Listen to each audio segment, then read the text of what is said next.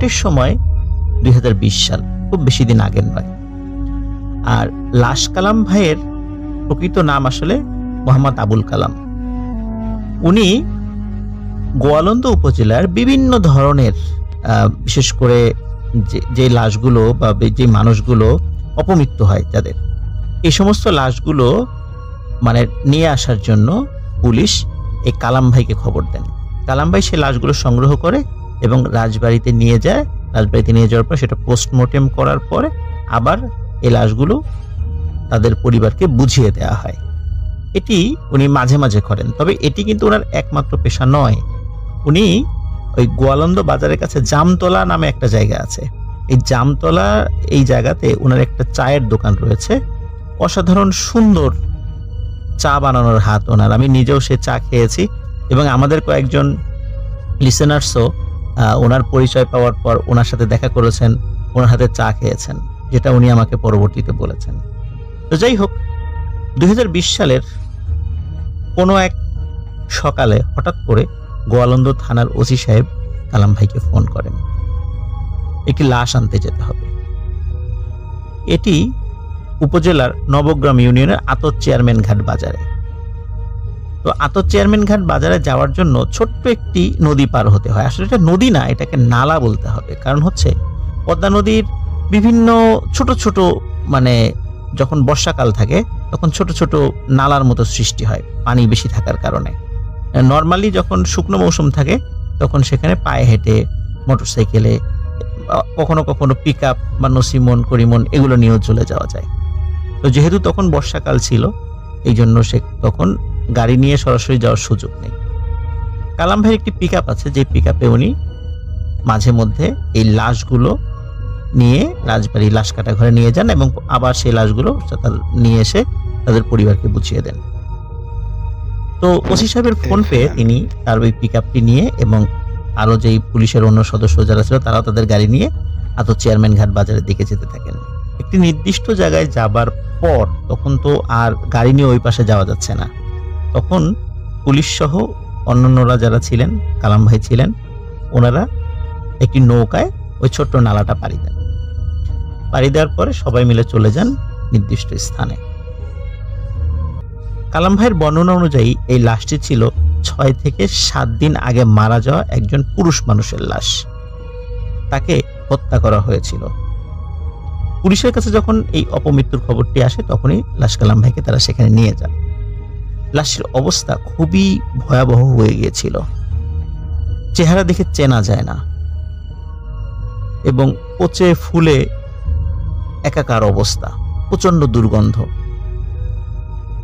Dead বডির যে packet থাকে উপরে পুলিশ লেখা, এই প্যাকেটে লাশটিকে ঢোকানো হয়। কিন্তু ঢোকানোর পর একটা সমস্যা দেখা দিল, লাশের গায়ে মানে শরীর থেকে এত দুর্গন্ধ বের হচ্ছিল যে এই লাশটির ধারের কাছে কেউ যেতে পারছিল না। মানে কেউ ধরার সাথে সাথে আবার রেখে দিচ্ছিল যে তারা সহ্য করতে পারতেছে না। এখন কালাম ভাইয়ের উপর দায়িত্ব পড়ে এই লাশটিকে নিয়ে যাওয়ার জন্য। তখন কালাম ভাই এই লাশটিকে নিজের কাঁধে ওঠান এবং কাঁধে উঠিয়ে উনি লাশটি নিয়ে যেতে থাকেন। যখন লাশটি উনি কাঁধে নিয়ে পুলিশ সহ ওই ঘাটে আবার চলে আসেন, ঘাটে কিন্তু অনেকগুলো ট্রলার ছিল, কিন্তু কোনো ট্রলারই এই লাশ টানতে রাজি হয় না। সবাই বলে এই তো অল্প একটু, তো সামান্য একটু, এতটুকু পার করে দাও। কিন্তু কোনো ট্রলার যে মাঝিরা যারা ছিল, যে বোটম্যান ছিল, তারা বলে যে না, আমরা ট্রলারে লাশ টানি না। পুলিশরা যখন দেখলো যে কোনো ট্রলার মানে রাজি হচ্ছে না, সেখানকার যারা মাঝিরা রাজি হচ্ছে না, তখন এই মাঝিদেরকে পুলিশরা ধমকাতে থাকেন যাতে করে তারা ভয় পেয়ে নিয়ে যায়। কিন্তু ফল হয় উল্টো। এই ট্রলারে থাকা মাঝিরা মোটর স্টার্ট দিয়ে ট্রলার সেখান থেকে নিয়ে অন্যদিকে চলে যায়। সেখানে কোনো ট্রলার আর ছিল না বললেই চলে, একটি ট্রলার শুধু ছিল। এই ট্রলারের মালিক বা যিনি মাঝি ওই সময় যারা ছিলেন, তার সাথে আবার কালাম ভাইয়ের খুব সম্পর্ক ভালো ছিল। কালাম ভাই খুব অনুনয় বিনয় করেন যে ভাই আপনি এটা নিয়ে চলেন। আর পুলিশরা যখন দেখে যে না, মানে ধমক দিয়ে লাভ হয়নি, তখন তারাও বেশ নরম সুরে তাকে রাজি করায়। সে রাজি হয়। লাশটি লাশটিকে নিয়ে সবাই নদী পার হয়। নদী পার হওয়ার পরে কালাম ভাইয়ের পিকআপে লাশটিকে তোলা হয় এবং কালাম ভাই রাজবাড়িতে চলে যান। রাজবাড়ি লাশ কাটা ঘরে পোস্টমর্টেম করার পরে আবার একই জায়গায় ফিরে আসেন এবং একই ট্রলারে নিয়ে গিয়ে ওই লাশটি তার পরিবারকে বুঝিয়ে দেন। দাফন কাফন শেষ হয়। কালাম ভাই সারাটা দিন এই লাশ নিয়ে ব্যস্ত ছিলেন। ওই দিন বাড়িতে ফিরতে তার বেশ রাত হয়ে যায়, রাত প্রায় 10টা কি 10:30 হয়ে যায়। উনি বাড়িতে ফিরে গোসল করে খাওয়া দাওয়া করে এশার নামাজ পড়ে শুয়ে পড়ে। রাত তখন প্রায় 1টা কি 1:30 আনুমানিক। উনি আমাকে এক্সাক্ট সময় বলতে পারেননি, আনুমানিক একটা সময় বলেছিলেন। উনি বলছেন হঠাৎ দরজায় টোকার শব্দ, ঠক ঠক ঠক ঠক শব্দ করে বলছে, কালাম ভাই বাড়িতে আছেন? কালাম ভাই। তখন কালাম ভাই কিন্তু একদম ঘুম ঘুম চলে আসছে, কারণ সারাটা দিন ওনার অনেক পরিশ্রম হয়েছে। তো কালাম ভাই ভিতর থেকে বলে ওঠে, কে? তখন বাইরে থেকে বলে ওঠে, আমি। কালাম ভাই বলে ওঠে, আমি কে? তখন বাইরে থেকে ওই কণ্ঠস্বরটি বলে ওঠে, আমাকে চিনতে পারছেন না? আমাকেই তো নিয়ে আজকে সারাদিন ব্যস্ত ছিলেন, আমাকেই তো টানাটানি করলেন। আমি এসেছি আপনার সাথে দেখা করতে। তখন কালাম ভাই চিন্তা করেন, এত রাত্রে কে এই রসিকতা করছে, কাকে নিয়ে আজকে সারাদিন ব্যস্ত ছিলাম। উনি আসলে মানে বিষয়টা বুঝতে পারছেন না শুরুর দিকে। তখন বলে যে, কে রে তুই, কাকে নিয়ে সারাদিন ব্যস্ত ছিলাম? তখন ওই কণ্ঠস্বরটি বলে ওঠে, আজকে সারাটা দিন যে লাশ নিয়ে ব্যস্ত ছিলেন, আমি সেই লাশ, আপনার সাথে আমি দেখা করতে এসেছি। কালাম ভাই তখন খুব বিরক্ত হন, চিন্তা করেন এত রাত্রে আমার সাথে রসিকতা করার জন্য কে আসলো এখানে। তার স্ত্রী তখন কিন্তু এই কথোপকথন শুনছে, বাইরের ওই শব্দ তিনিও শুনছিলেন, তারও ঘুম ভেঙে যায়। তখন কালাম ভাই বলেন যে, তুমি থাকো, তার স্ত্রীকে বলে, তুমি থাকো, আমি দেখে আসি বাইরে আসলে কে আমাকে ডাকাডাকি করে, এত রাত্রে কে ডিস্টার্ব করে আমাকে, কে এই রসিকতা করছে, ঠাট্টা মশকরা করছে। তখন কালাম ভাই দরজা খুলে বাইরে বের হন। তিনি শুরুতে বাইরে কাউকে দেখতে পান না, কিন্তু বাইরে কাউকে দেখতে না পেলেও ওনার বাড়ির উঠোনে অদ্ভুত একটি জিনিস দেখতে পান। উনি দেখেন উঠোনের উপরে, মানে শূন্যের উপরে প্রায় 12-13 হাত উঁচুতে একটি কালো মেঘের মতো দেখা যাচ্ছে। মেঘ যেমন আমরা আকাশে দেখি, তুলোর মতো দেখা যায়, আবার কালো মেঘ যেমন দেখা যায়, ঠিক এরকম কালো মেঘের একটা টুকরো উঠোনের উপরে ভাসছে, শূন্যের উপরে। এবং উনি প্রথমে দেখে চিন্তা করেছে যে, আচ্ছা আমি কি ঠিক দেখছি নাকি মানে ঘুম থেকে আধো ঘুম আধো জাগ্রত অবস্থায় এখন আছি, এই অবস্থা আমি চোখে ভুল দেখছি। কিন্তু উনি দেখেন যে উনি ঠিকই দেখছেন। হঠাৎ ওই মেঘের মধ্য থেকে একটি আওয়াজ ভেসে আসে, এই কালাম, এদিকে আয়। কালাম ভাই তখন তার শরীরের সমস্ত শক্তি হারিয়ে ফেলেন।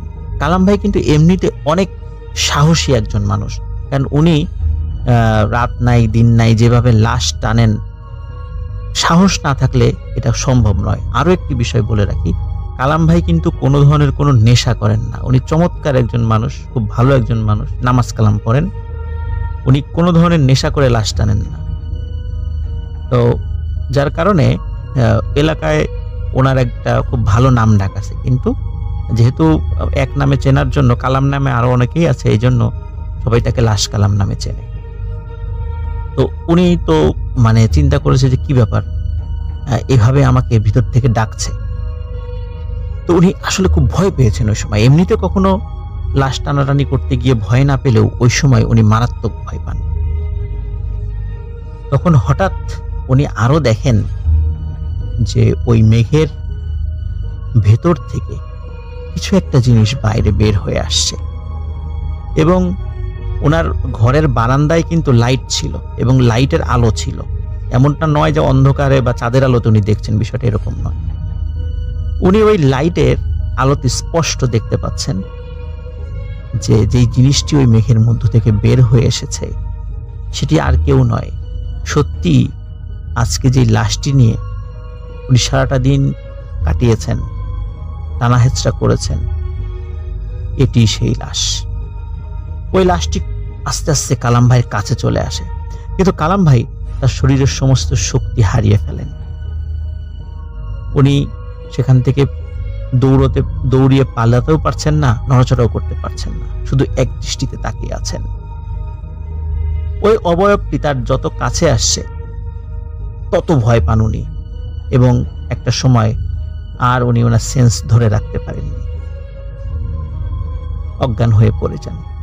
ওদিকে ঘরের ভেতর থেকে তার স্ত্রী চিন্তা করে কি ব্যাপার, 5-7 মিনিট হয়ে যাচ্ছে, কোনো সারা শব্দ নাই। উনি আবার দেখার জন্য ঘরের বাইরে বের হন। ঘরের বাইরে বের হয়ে দেখেন কালাম ভাই উঠোনের উপর অচেতন অবস্থায় পড়ে আছে। উনি বাড়ির অন্য সদস্যদেরকে ডাকাডাকি করেন, তারা উঠে আসে, কালাম ভাইকে ধরাধরি করে ঘরে নিয়ে যাওয়া হয়। তার জ্ঞান ফিরলেও উনি প্রচন্ড অসুস্থ হয়ে পড়েন এবং ফরিদপুর মেডিকেলে বেশ কিছুদিন উনি ভর্তি ছিলেন।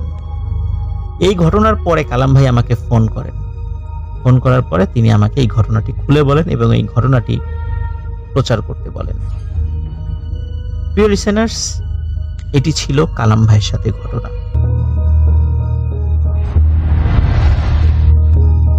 ঢাকা শহর কোনো একটা এলাকায়, এবং এইটা হচ্ছে 2015 সালের ঘটনা। তো ওই এলাকার কাছে বাঁধন নামে একটা ছেলের বসবাস তার পরিবারের সাথে। তো সেই এলাকার স্থানীয় বাঁধনরা, এবং বাঁধনের পরিবারের 6 জন সদস্য, তার মা, বাবা বা ওর বড় বোনের স্বামী এবং বাঁধনের ছোট বোন। বাবা হচ্ছিল ব্যবসায়ী। তো বাঁধনরা এক বাবার এক ছেলে। তো বাঁধনের বয়স তখন 16 বছর। তো ছোটবেলায় তার দাদির কাছ থেকে ভয়ের গল্প টল্প অনেক বেশি শুনতো। তো এক সময় তাদের বাসে যে মাদ্রাসা ছিল সেখানে অনেক লোকজন আসতো জিনে আক্রান্ত, সেখানকার হুজুররা ঝাড়ফুঁক দিত, সেইটা সে আবার মাঝে মধ্যে দেখতো, উৎসুক হিসাবে দেখতো আর কি, কারণ মাদ্রাসায় সে ঢুকতে পারতো। তার বাবা ওই মাদ্রাসার কমিটির একজন দায়িত্বরত কর্মকর্তা ছিল ওই মুহূর্তে। তার ছেলেটার স্বভাব ভালো ছিল না, ছেলে ছিল বাউন্ডারি স্বভাবের, এবং একমাত্র ছেলে থাকায় অনেক আশকারা পেয়েছিল। এলাকার মধ্যে অনেক দুষ্টুমি করতো, ইত্রামি করতো।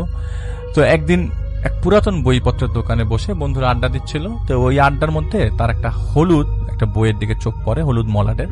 সেই বইটাতে তুলে দেখে, এবং বইটার মধ্যে দেখে যে জাদু এবং তাবিজের কিতাব, কিন্তু বাকি অংশটা ছিল সেরা। সেই বইটা সে সাথে করে লুকায় নিয়ে আসে, কেননা জাদু এবং তাবিজের কিতাব লেখাটা তাকে আকর্ষিত করে। সেদিন রাতে সে মনোযোগ দিয়ে বইটা পড়ে এবং দেখলো কত শত জিনিসপত্র বশ করার সিস্টেম, ফসল ফলানোর তাবিজ, ব্যবসা উন্নতি করানোর তাবিজের পদ্ধতি, আর কত কি। সেই বইতে সে আরো কিছু পদ্ধতি দেখলো, যেটা দেখলো যে ওই মাদ্রাসার যে হুজুররা ব্যবহার করতো, সেইগুলা যখন জিনে আক্রান্ত লোকজনরা ঠিক করতে আসতো, ওই হুজুররা সেগুলো ব্যবহার করতো। এবং সে মানে দেখে মাথা খারাপ হয়ে যায়, যে মারাত্মক অবসেসড হয়ে যায় সে বইটার প্রতি। তো এর মধ্যে 2 মাস চলে যায়, আর এর মধ্যে সেই বইটার সব অংশ পড়ে ফেলে। একদিন তার এক বন্ধুর সাথে প্রচন্ড ঝগড়া হয়, আর সে এতটাই রেগেছিল যে সে ঠিক করে তাকে এরকম পিটিয়ে ঠিক করবে না, তাকে তাবিজ করে উচিত শিক্ষা দিবে। তো সেই রাতে সে বইটা ঘাটে এবং বইটাতে একটা পদ্ধতি বের করে। সেই পদ্ধতিতে কাজ করতে গেলে কিছু জিনিসের দরকার ছিল, সাথে দরকার ছিল একটা কালো মোরগ। তো সেই জিনিসপত্র সে সংগ্রহ করে। প্রথমে 2টা আলাদা কাগজে সেই বইয়ের নির্দেশ মোতাবেক সে দেখে যে বাম হাত দিয়ে আরবিতে লেখাগুলো সে তাকে লিখতে হবে, এবং সে কোরআন পড়তে পারতো না, তাই সে জানে না সে কি লিখছে। আর মোরগের রক্ত দিয়ে সেটা লিখতে হবে, এবং সেটা শেষ করে সে, এবং বাকি কাজগুলোও সে শেষ করে। কাগজে সেই সূরার 1 থেকে 9 নম্বর আয়াত সে উল্টা করে লেখে, কেননা সে সেই তাবিজের কিতাব দেখেই লিখছিল, আর সেই কালো মোরগের রক্তে লিখছিল। সে জানতো না আসলে কি লিখছিল।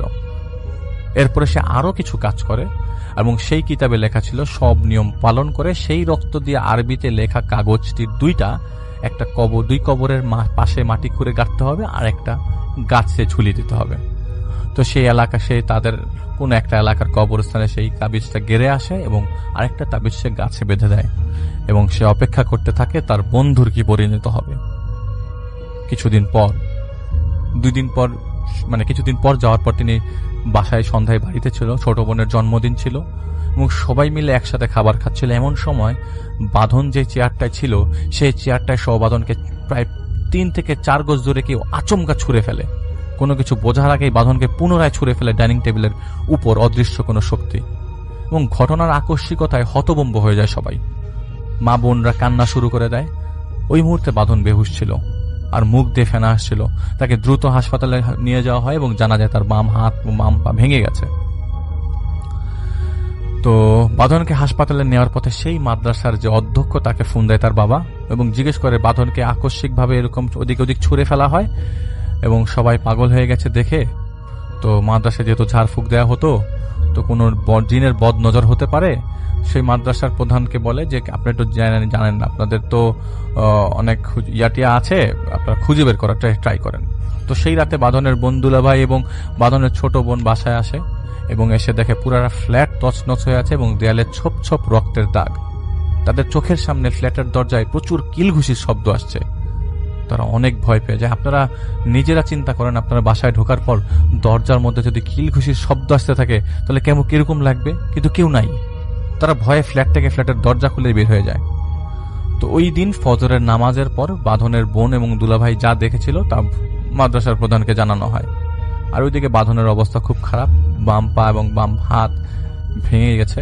পরদিন দুপুরে বাঁধনের হুঁশ আসলেও সে কথা বলছিল না, দাঁতে দাঁত লাগিয়ে রেখেছিল। তো ওই মুহূর্তে বাঁধনের চিকিৎসা চলছিল। এর মধ্যে বাঁধনের বাবা সেই মাদ্রাসার প্রধানের সাথে দেখা করে এবং ওনার কাছে জানতে চায় ঘটনা কি, কেন হঠাৎ করে সবার সামনে এরকম আছাড় মারলো এবং ফ্ল্যাটে ভাঙচুর করলো, কে আসলো। তো হুজুরের কাছে তিনি জানতে চাইলেন। তো এই মাদ্রাসাটা ওই এলাকার অনেক প্রসিদ্ধ মাদ্রাসা, তো সেখানে জিনরা লেখাপড়া করত। সেই মাদ্রাসার প্রধান এবং সবাই সেটা জানতো।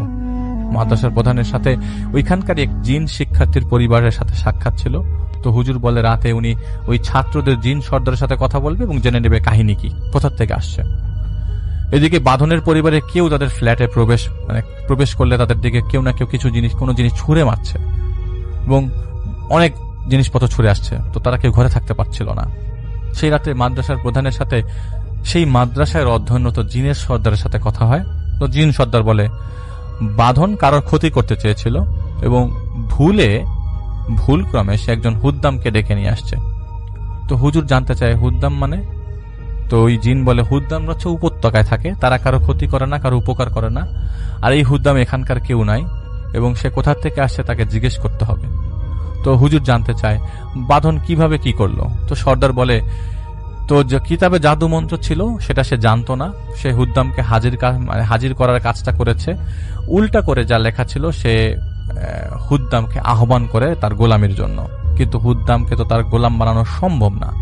আর এখন সেই বাঁধন সেই জাদুর বস্তুগুলো কোনো কবরস্থানে পুঁতে দিয়ে আসছে, যার কারণে হুদ্দাম কষ্ট পাচ্ছে। এখন এই জাদুর বস্তু যদি তুলে ফেলা যায় তাহলে এখান থেকে একমাত্র হুদ্দামকে সরানো যাবে, এছাড়া সম্ভব না। না হলে হুদ্দাম একদম এই ছেলেটাকে মেরে ফেলবে। তো হুদ্দাম এটাও দেখেছে হুদ্দাম যে তার পরিবারের আশকারা পেয়ে ছেলেটা খারাপ হয়ে গেছে, তো এখন তার ক্ষতি না ছাড়া যাবে না। তো হুজুর জিন সর্দারকে অনুরোধ করে যে তাহলে আপনি তাদের উপকারটা করে দেন, তাবিজটা যেখানে বাঁধন গেড়েছে সেটা তুলে দেন। তো জিন সর্দার মানা করেন যে এইটুকু জানি যে জিনিসটা কবরস্থানে আছে, সেটা শুধুমাত্র হুদ্দামই জানে কোন কবরস্থানে, আর সেই কবরস্থান থেকে কেবল ইনসানই পারবে সেই জাদুর বস্তু সরাতে, আমরা পারবো না। তো অনেক কথা হওয়ার পর হুজুর জিন সর্দারকে অনুরোধ করে যে আপনি বোঝান, সে যেন চলে যায়। তো হুজুর জিন সর্দার বলে ঠিক আছে আমরা বোঝাবো, আপনি চেষ্টা করুন, দেখেন হুদ্দামের সাথে কথা বলতে পারেন কিনা, বুঝতে পারেন কিনা। তো এর মধ্যে কিছুদিন চলে যায়। তো হাসপাতালে থাকা অবস্থায় বাঁধনের মধ্যে হুদ্দামের আসা যাওয়া ছিল।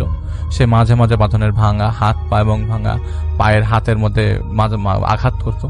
তো একদিন এমন যখন করছিল তখন বাঁধনের মা কান্নাকাটি করে অনেক অনুরোধ করে যেন তার ছেলেকে যন্ত্রণা না দেয়, এবং অনেক অনুরোধের পরে হুদ্দাম তাকে আর আঘাত করে নাই, কিন্তু সে বাঁধনকে নিজের কবজায় রাখলো। তো একদিকে জিন সর্দার তাকে অনুরোধ করেছিল সে যেন বাঁধনকে কবজায় না রাখে, বাঁধনকে ছেড়ে দেয় এবং যাতে করে সে তাবিজটা তুলতে পারে, কারণ বাঁধন ছাড়া তো জানে না কেউ তাবিজটা কোথায়। কিন্তু অনেক আলোচনার পরও সুরাহা হয় না, কারণ সে বাঁধনকে উচিত শিক্ষা দিয়ে ছাড়বেই। এভাবে আলোচনা চলছিল এবং 2 মাস চলে যায়। তো বাঁধন সম্পূর্ণরূপে হুদ্দামের কন্ট্রোলে ছিল। দিনে একবার খেত, তাও ভোর রাতে, আর কথাও বলতো না। তো ওই মাদ্রাসার হুজুরা চেষ্টা করছিল প্রতিদিন নিয়ম করে ঝাড়ফুঁক করার। তো হঠাৎ করে একদিন বাসার মধ্যে বাঁধনকে পাওয়া গেল না। তাকে অনেক খোঁজাখুঁজি করে তাদের বাসার পাশে ওই মাদ্রাসার সাথে একটা মসজিদ আছে, নাম করা মসজিদ, সেই মসজিদের মধ্যে তাকে পাওয়া যায়। তো আপনারা চিন্তা করেন, তার হাত পা ভাঙা, তো এখানে তো যাওয়া সম্ভব না, তাকে কেউ নিয়েও যায় নাই, তাহলে কিভাবে সম্ভব, সে এখানে কিভাবে গেল? তার ওই দিন জোহরের ওয়াক্ত ছিল। নামাজের সময় সে কোনো একটা কাতারের মধ্যে বসেছিল এবং অন্যান্য মুসল্লিরা তাকে সরানোর চেষ্টা করছিল। তো তারা তো জানতো না ঘটনা কি। তো বাঁধনকে ধরতে গেলে বাঁধন ভাঙা বাম হাত দিয়ে তাদের সবাইকে সাবধান হওয়ার জন্য ইশারা করে বলে যে তোমরা সরো, তোমাদের সাথে আমার কোনো শত্রুতা নাই। আর চোখ তখন বাঁধনের পুরো লাল হয়েছিল। এরকম কথা শুনে ওইখানকার মধ্যে থেকে একজন লোক ওই মাদ্রাসা দ্রুত একজন মাদ্রাসার প্রধানকে ডেকে নিয়ে আসে। তো যেহেতু ওই দিন সাধারণ দিন ছিল, জামাতে বেশি লোক ছিল না, মাদ্রাসার ছাত্ররা ছিল, উনি এসে দেখেন অবস্থা বেগতিক। বাঁধনের বাবাকে তিনি ফোন করে বলেন বাঁধন এখানে। তো বাঁধন চেষ্টা করতে থাকে হুদ্দামের কাছে, জানতে চায় যে উনি এখানে কেন এসছেন। তো হুদ্দাম বাতাসের মধ্যে শুকে বলে, মানে হুদ্দাম কিন্তু ছেলেটার ভিতরে বাতাসের মধ্যে শুকে বলে যে না, তোমাকে দিয়ে হবে না। তো হুজুর জিজ্ঞেস করেন কি হবে না? তো হুদ্দাম বলে তোমার দিল সাফ না, তোমার দিল পরিষ্কার না, যখন দিল সাফ হবে তখন তুমি আমার কাছে আসবা। তো উনি অনুরোধ করেন বাঁধনকে বাড়ি নিয়ে যেতে, কিন্তু হুদ্দাম সাফ না করে দেন। এদিকে এই ব্যাপারটা ছড়িয়ে পড়ার কারণে এলাকার লোকজনরা উৎসুক জনতা ভিড় করেছে যে একটা ছেলেকে জিনে ধরছে, সে সবাই দেখতে আসছে। তো এইভাবে ওয়াসরের ওয়াক্তের কাছাকাছি শুরু হওয়ার সময় হুদ্দামকে হুদ্দামকে ছাড়াবেন এই সিদ্ধান্তে হুজুর সারফুক শুরু করেন। বলতে থাকে যে খবিশের বাচ্চা, মানে হুজুর চেতে গেছে যে খবিশের বাচ্চা, আজ তোকে বন্দি করব।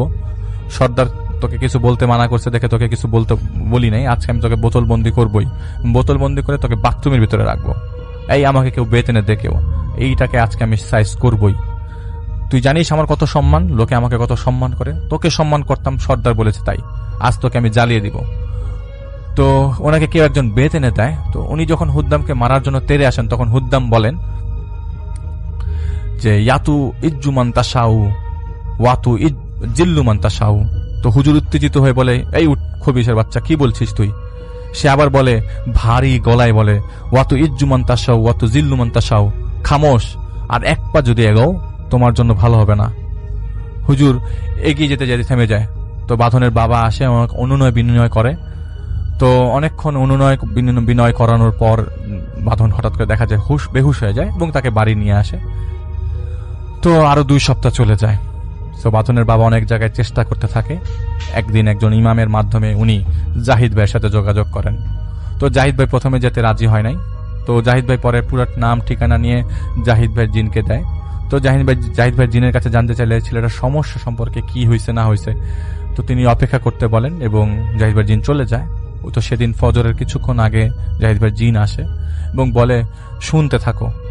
বাঁধন তাবিজের কিতাব ব্যবহার করতে যে ভুলে একজন ইমানদার পাহাড়ি জিনকে কুফরি করে ডেকে নিয়ে এসছে। সে চেয়েছিল একটি, হয়েছে আরেকটি। এখন এই জিন বাঁধনকে যথেষ্ট শিক্ষা দিয়েছে, এখন সে চলে যেতে চাচ্ছে। তাই সে কিছুদিন আগে মসজিদে গিয়েছিল। বাঁধনকে দিয়ে সেই হুজুরকে বলে দিতে কোথায় সে তাবিজ রাখা হয়েছে। কিন্তু সেই হুজুরের দাম্ভিকতা দেখে তার মনে হয় এই লোককে কথাগুলো বলা ঠিক হবে না। সে কুমতলব নিয়ে তাবিজটা সরিয়ে তার নিজের জায়গায় রেখে দিতে পারে, এতে ওই হুদ্দাম মুক্ত নাও হতে পারে। তো জাহিদ ভাই জানতে চায় তা এখন কি করা যায়। তো ওই জাহিদ ভাইয়ের জিন বলে তুমি কি তাবিজ তুলতে পারবা? তো জাহিদ ভাই নির্দ্বিধ বলে হ্যাঁ পারবো। তো উনি বলে যে এখানে কিন্তু ঝুঁকি আছে, তোমার উপর কিন্তু হামলা হতে পারে জিনদের, কারণ বাঁধন এমন এক জায়গায় তাবিজ পুড়েছে, সেই জায়গাটা ভালো না। তো আগেই বলেছে চিন্তা করে দেখো। তো ওই সময় জাহিদ ভাই এসব চিন্তা করতো না, তাই কিছু না বলে বলে যে না আমি পারবো, আপনি আমাকে আমল শিখাই দেন। তো বলে ঠিক আছে, তুমি 3 দিন রোজা রাখো এবং রোজা রাখার 3য় দিন সেই বাসায় যাবা এবং সাথে করে নিয়ে যাওয়া পানি দিয়ে ইফতার করবা, তার সাথে নিয়ম মেনে চলবা এবং বাকিটা তুমি বুঝে যাবা। তো তার কথা মতো 3 দিন রোজা রেখে আমল করে এবং 3 দিনের দিন সেই বাসায় সে প্রবেশ করে। সে বাসায় ঢুকে জাহিদ ভাই, তো সে নর্মালি ওই কোনো বাসায় ঢুকলে জাহিদ ভাইয়ের একটা জিনিস কি, সে ভালো খারাপ বুঝতে পারে। তো সেদিন সে বাসায় ঢুকে তিনি কিছুই বুঝতেছিল না। তো বাসায় যাওয়ার পর তাকে দেখে লোকজন সবাই অবাক হয়ে যায়, কি ব্যাপারে, এই ইয়াং মানুষটা কোথা থেকে আসছে, এ কি কাজ করতে পারবে নাকি। সবার মধ্যে একটা কনফিউশন থাকে যে কাজ করতে পারবে কিনা। তো তাকে যে ইমাম সাহেব খবর দিয়েছিল, সেই ইমাম সাহেব বাঁধনের বাবার সাথে যোগাযোগ করে। তো তারা সবাই তার কথা বলে আগে ঘটেছে। তো মাগরিবের আজান দিলে তিনি ওই মসজিদে নামাজ পড়ে, দেরি না করে বাঁধনের কাছে যায়। তখন তার পরিবার চাচ্ছিল যে মাদ্রাসার যে হুজুরটা বাঁধনকে একবার চেষ্টা করেছে ঝাড়ফুঁক করা, তার সাথে যেন তিনি কাজ করে। তো এটা শুনেই জাহিদ ভাই কোনো কিছু রিপ্লাই না দিয়ে বাঁধনের রুমে যায় এবং গেট লাগায় দেয়। তো জাহিদ ভাই সালাম দেয়, তার কোনো উত্তর নাই। তো জাহিদ ভাই ফ্লোরে বসে এবং তাকে শেখানো আমলটা করতে থাকে। তো 2 মিনিট পর ওই ছেলের ভেতর থেকে হুদ্দাম কথা বলা শুরু করে, তুমি তো অনেক চালাকি করো, তবে তা তোমাকে আরেকজন শিখিয়ে দেয়, তোমার নিজস্ব কোনো চিন্তা চেতনা নাই। তো জাহিদ ভাই বলে, কেন? সে বলল, এই যে যেই আমির, মানে যেই জিনের বংশ তোমার সাথে আছে, সে তোমাকে যা শিখিয়ে দিয়েছে তুমি তাই করছো এবং তার মতোই করলা, তো নিজে কিছু চেষ্টা করলা না। তো এই জাতীয় কথা জাহিদ ভাইয়ের সাথে তার 20 মিনিটের মতো হয়। একটা সময় সে বলতে থাকে যে তার ডান হাতটা ধরে ফেলে এবং তার মানে জাহিদের মনে হতে থাকে যে ওই ডান হাতটা ধরার পর যে সে উপর থেকে পড়ে যাচ্ছে এবং ফ্লোরে পড়ে যায় সে। তখন তার কাছে ওই হুদ্দাম তার কাছে চলে আসে এবং কানে কানে ফিস ফিস করে একটা জায়গার ঠিকানা দেয়, বলে যাও, তুমি কি করতে হবে তুমি জানো। তো জাহিদ ভাই উঠে 10 থেকে 15 মিনিট লাগে বসে ধাতস্থ হতে যে আসলে ঘটনাটা কি। তো জাহিদ ভাই সেই রুম থেকে বের হয়, সে দেখে যে ওই হুজুর একবার ঝাড়ফুঁক করেছিল, সে ওই যে মাদ্রাসার হুজুর সে বসে আছে, তার সাথে কথা বলতে চাইলো, কিন্তু হুদ্দাম কানে কানে ফিস ফিস করে বলতে লাগলো যে না, তুমি তার সাথে কথা বলবা না, তুমি বের হয়ে যাও। তো জাহিদ ভাই নির্দেশ মতামত বের হয়ে যায় এবং তাকে দিক নির্দেশনা দেওয়া হচ্ছিল। জাহিদ ভাই লাগছিল এমন কেউ তার মাথার উপর দাঁড়িয়ে কথা বলছে, এমনকি তার কথাগুলো চারপাশ থেকে গুঞ্জনের মতো আসছিল। কোথায় যাচ্ছি, কোথায় বসে আছি, কোথায় যাচ্ছি, সেটার কোনো কিছুর হুদিশ জাহিদ ভাইয়ের কাছে ছিল না। অনেকটা হুশ ফেরার পর জাহিদ ভাই দেখলো তিনি এমন একটা জায়গায় আছে যেখানে সারি সারি কবর। তিনি খেয়াল করলো প্রচন্ড গরম লাগছে, জাহিদ ভাই ঘেমে গেছে। এর মধ্যে কি করবে না করবে সে তার জিনকে স্মরণ করতে লাগলো। এমন সময় মনে হতো বেশ খানিকটা সামনে তিনি একটা জায়গায় আকর্ষণ করছে তার, তিনি সেই জায়গায় যায় এবং জাহিদ ভাইয়ের মুহূর্তে ভয় লাগছিল না, সে খালি টায়ার্ড ছিল। সে দেখলো আলগা মাটির ভেতর মনে হচ্ছে কিছু একটা কাপড়ে জড়ানো। তিনি কল্পনার মতো করে দেখছিল, বাস্তবে তখন সেই তাবিজটা 7 থেকে 8 ইঞ্চি মাটির নিচে। তিনি হাত দিয়ে সেই মাটি সরাতে লাগলো। সরানোর সময় অনেক চিৎকার, অনেক চেঁচামেচি, অনেক হই হুল্লোড় এবং এই বাতাসে চাবুক মারার শব্দ হতে লাগলো। জাহিদ ভাই ভয় পেয়ে গেল। তিনি ভয়ে চোখ বন্ধ করে আয়াতুল কুরসি পড়তে পড়তে দ্রুত মাটিটা সরিয়ে সেই কাপড়ের নাগাল পেয়ে গেল। তিনি ঝাটকা দিয়ে টান দিয়ে সেই কাপড়টা তোলার সাথে সাথে মনে হচ্ছিল তিনি নিজেই একটা ডিগবাজি দিয়ে উল্টা হয়ে পড়ে গেছে। এর পড়ার সময় তার ঘাড়ে কি যেন ঢুকে যায়, তখন আর কি হয়েছে তার আর মনে নাই। জাহিদ ভাইয়ের ঘুম ভাঙলো এবং সেই জিনের হাতের পরশে সে আমার পাশে বসেছিল, মানে জাহিদ ভাইয়ের পাশে বসেছিল। জাহিদ ভাই বলছে যে সে আমার পাশে বসেছিল, সে আমাকে উঠায় বসায়, মানে জাহিদ ভাইয়ের জিন তাকে উঠায় বসে এবং তাকে ধাতস্থ করে এবং তাকে পথ দেখিয়ে বের করে সেখান থেকে বাঁধনের বাসায় নিয়ে আসে। তো ততক্ষণে যেই বাড়িতে তাবিজটা, মানে যে বাড়িতে যখন তিনি ওই তাবিজটা তুলে ফেলে তখন হুদ্দাম বাঁধনকে ছেড়ে চলে যায়। ততক্ষণে হুদ্দাম আর নাই এখানে। তো তখন বাঁধন তার বাবা মাকে ডাকতে থাকে, সে প্রায় ওই মুহূর্তে ডাকতে থাকে। তো সে প্রায় 2 মাস পর মুক্তভাবে কথা বলতে থাকে। তো ওইদিকে তিনি জাহিদ ভাই বের হওয়ার পর প্রচন্ড ঘাড়ে ব্যথা অনুভব করে। হাত দিতেই দেখে কিছু একটা বিঁধে গেছে ঘাড়ের ভেতর, ঘাড়ের নিচে। সেটা তিনি টান দিয়ে সরিয়ে ফেলে এবং জাহিদ ভাই বলেছে আজও সেই আঘাতের দাগ রয়ে গেছে তার ঘাড়ে। কিছুদিন পর সেই ছেলে পুরোপুরি সুস্থ হয়ে যায় হুদ্দামের সাথে। এরপর অনেক দিন পর জাহিদ ভাইয়ের দেখা হয়েছিল। সেদিন সে তাকে বলেছিল, ওয়াতু ইজ্জু মন্তাসাউ ওয়াতু জিল্লু মন্তাসাউ, সারা জীবন মনে রাখবে আর সত্যের পথে থেকো। বাঁধন তাবিজ করেছিল 2টি। গাছের ডালের তাবিজটি আসলে তাবিজের কাজ করছিল না, তাই সেই আবিজ মানে সেইটা আমলে নেওয়া হয় নাই। আসলে তাবিজের কিতাব দেখে অনেকে অনেক কিছু, এটা জাহিদ ভাইয়ের ভাষা, অনেকে অনেক কিছু না বুঝে করে ফেলে। যেহেতু আপনি জানেন না কি লেখা আছে, জানলে বুঝতে পারতেন এই কিতাবগুলো কুফরি কালাম শেখায় ধর্মের অন্তরালে। জাহিদ ভাই সেদিন এর পর থেকে এরকম ঝুঁকিপূর্ণ কোনো কিছু উদ্ধার করার কাজ ছেড়ে দেয়, কেননা সেই ঘাড়ের ব্যথায় তাকে প্রায় 2 বছর ভুগতে হয়েছে। এখন তিনি অনেক সাবধানে কাজ করে এবং যতদিন বেঁচে থাকবে তিনি এটা মনে রাখবেন।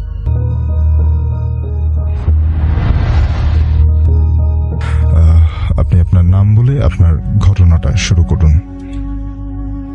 আসসালামু আলাইকুম শাফিন ভাইয়া। ওয়ালাইকুম আসসালাম। আমার নাম তাহা জুয়ের অঙ্গন, আমি মোহাম্মদপুরে থাকি।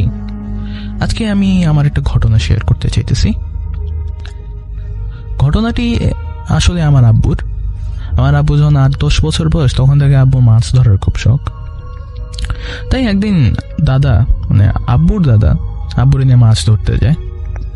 সেই রাতটা ছিল কৃষ্ণপক্ষের রাত। যে পূর্ণিমার পরে যে লাল চাঁদটা উঠে, সেই লাল চাঁদটা কৃষ্ণপক্ষের রাত। 8-10টার মতো ছিপ নিয়ে যায় মাছ ধরার জন্য, আর টোপ হিসেবে ছিল ওই ছোট ছোট পুঁটি ট্যাংরা ওই মাছগুলো। এখন আব্বু আর দাদার একটা নির্দিষ্ট আর কি এই মাছ ছিল যে ওরা কালবাউস মাছ ধরবে। তো এই জন্য এখন তারা একটা ঢিবির মতো জায়গা সিলেক্ট করে, ওখানে একটা দিঘি আছে, সেই দিঘিটার ওইখানে ঢিবির মতো জায়গা সিলেক্ট করে ওইখানে সে ছিপগুলো গাড়ি দেয়, গাড়ি দিয়ে ওখানে টোপ বসায় দেয় ছিপের মাথায় দিয়ে ছেড়ে রাখছে। তার একটু দূরেই যায় সেরে ওখানে ছাউনি পাইতে আব্বু দাদা বসে আছে। এখন নর্মালি রাত্রেবেলা এই দিঘিতে অনেক মাছ ধরা পড়ে, কিন্তু সেই দিন রাতে কোনো মাছই ধরা পড়তেছে না। 2-3 ঘন্টা পার হয়ে যাওয়ার পরে তখন মাছ যে ছিপে আটকাইছে সে শব্দ শোনা যেতেছে, মাছ ছটফট করতেছে। না আব্বু দাদা দুইজনই আগ্রহিত উঠে যায়, সেটা দেখে যে ছিপে কোনো মাছ নেই। মানে হাত দিয়ে কেউ যদি অতি সন্তর্পণে সরায় নেয় যেরকম হবে ওইরকম অবস্থা। এরকম কতক্ষণ হইতে থাকলো দাদা প্রথমে বুঝে নেই, আব্বু তো ছোট মানুষ তখন, আব্বু এত কিছু খেয়াল করতেছে না। আব্বু ভাবতেছে মাছ হয়তো টোপটা খায় পালাই যেতেছে। এরকম কিছুক্ষণ চলার পরে দাদা খেয়াল করে যে কি হইতেছে। তখন আর কি দাদা আব্বুরে বলে যে থাক বাবা, আজকে আর মাছ ধরা পড়বো না, ওই বাদ দাও। কেন দাদা মাছ ধরা পড়বো না কেন? আব্বু জিজ্ঞেস করতেছে। ওই তুমি ছোট মানুষ, তোমার এখন আমরা করে বুঝায় বলতে পারবো না, তো আজকে আর মাছ ধরা পড়বো না, ফজরের আজান দিলে যাবো আমরা সবকিছু নিয়ে, ঠিক আছে? আব্বু আর কি একটু মন খারাপ করে বসে থাকে। আচ্ছা ঠিক আছে দাদা। এখন সারাদিন কাজকর্ম করার পরে আব্বুর দাদা অনেক ক্লান্ত হয়ে গেছিল। নর্মালি খুব শক্তিশালী মানুষ হইলেও সে ক্লান্ত হয়ে গেছে, সারাদিন গ্রামের লোকজন অনেক কাজকর্ম করে। তো সুবে সাদিকের আগে সুবে কদরের সময় দাদা আর কি ঝিমায় পড়ে। এই সুযোগে আব্বু ভাবতেছে যে মাছের ছিপগুলো আরেক বাজায় দেখাইছি, যদি একটা মাছ ধরতে পারি। তা তো মাছ ধরার শখ আগের থেকে, মাছ ধরেই যাবে তার ইচ্ছা। পরে গেল ছিপের কাছে, ছিপের একটু কাছে যায়, সেটা দেখে যে ছিপটারে ঘিরে দিঘির পারে একটা কুয়াশা জমে আছে। এটা খুবই অস্বাভাবিক লাগে আব্বুর কাছে, কারণ কার্তিক মাসের প্রথম দিকে কখনো কুয়াশা হওয়ার কথা না, সেই সময় অত অ্যাকচুয়ালি গরম থাকে মোটামুটি এরকম। সে দূরের থেকেই দাঁড়ায় সে আর কি, আর একটু কনসেন্ট্রেট করে দেখতেছে যে ব্যাপারটা কি, কাছে যাওয়ার এরকম ভাবে সাহস হইতেছে না। তো তখন আর কি খেয়াল করে যে সেই কুয়াশার মাঝখানে একটা অবয়ব দাঁড়ায় আছে মানুষের মতো দেখতে, কিন্তু সেই অবয়বটা প্রচন্ড লম্বা, এত লম্বা যে আব্বু উপরের দিকে তাকায় সেটা মাথা দেখতে পারতেছে না, এরকম লম্বা।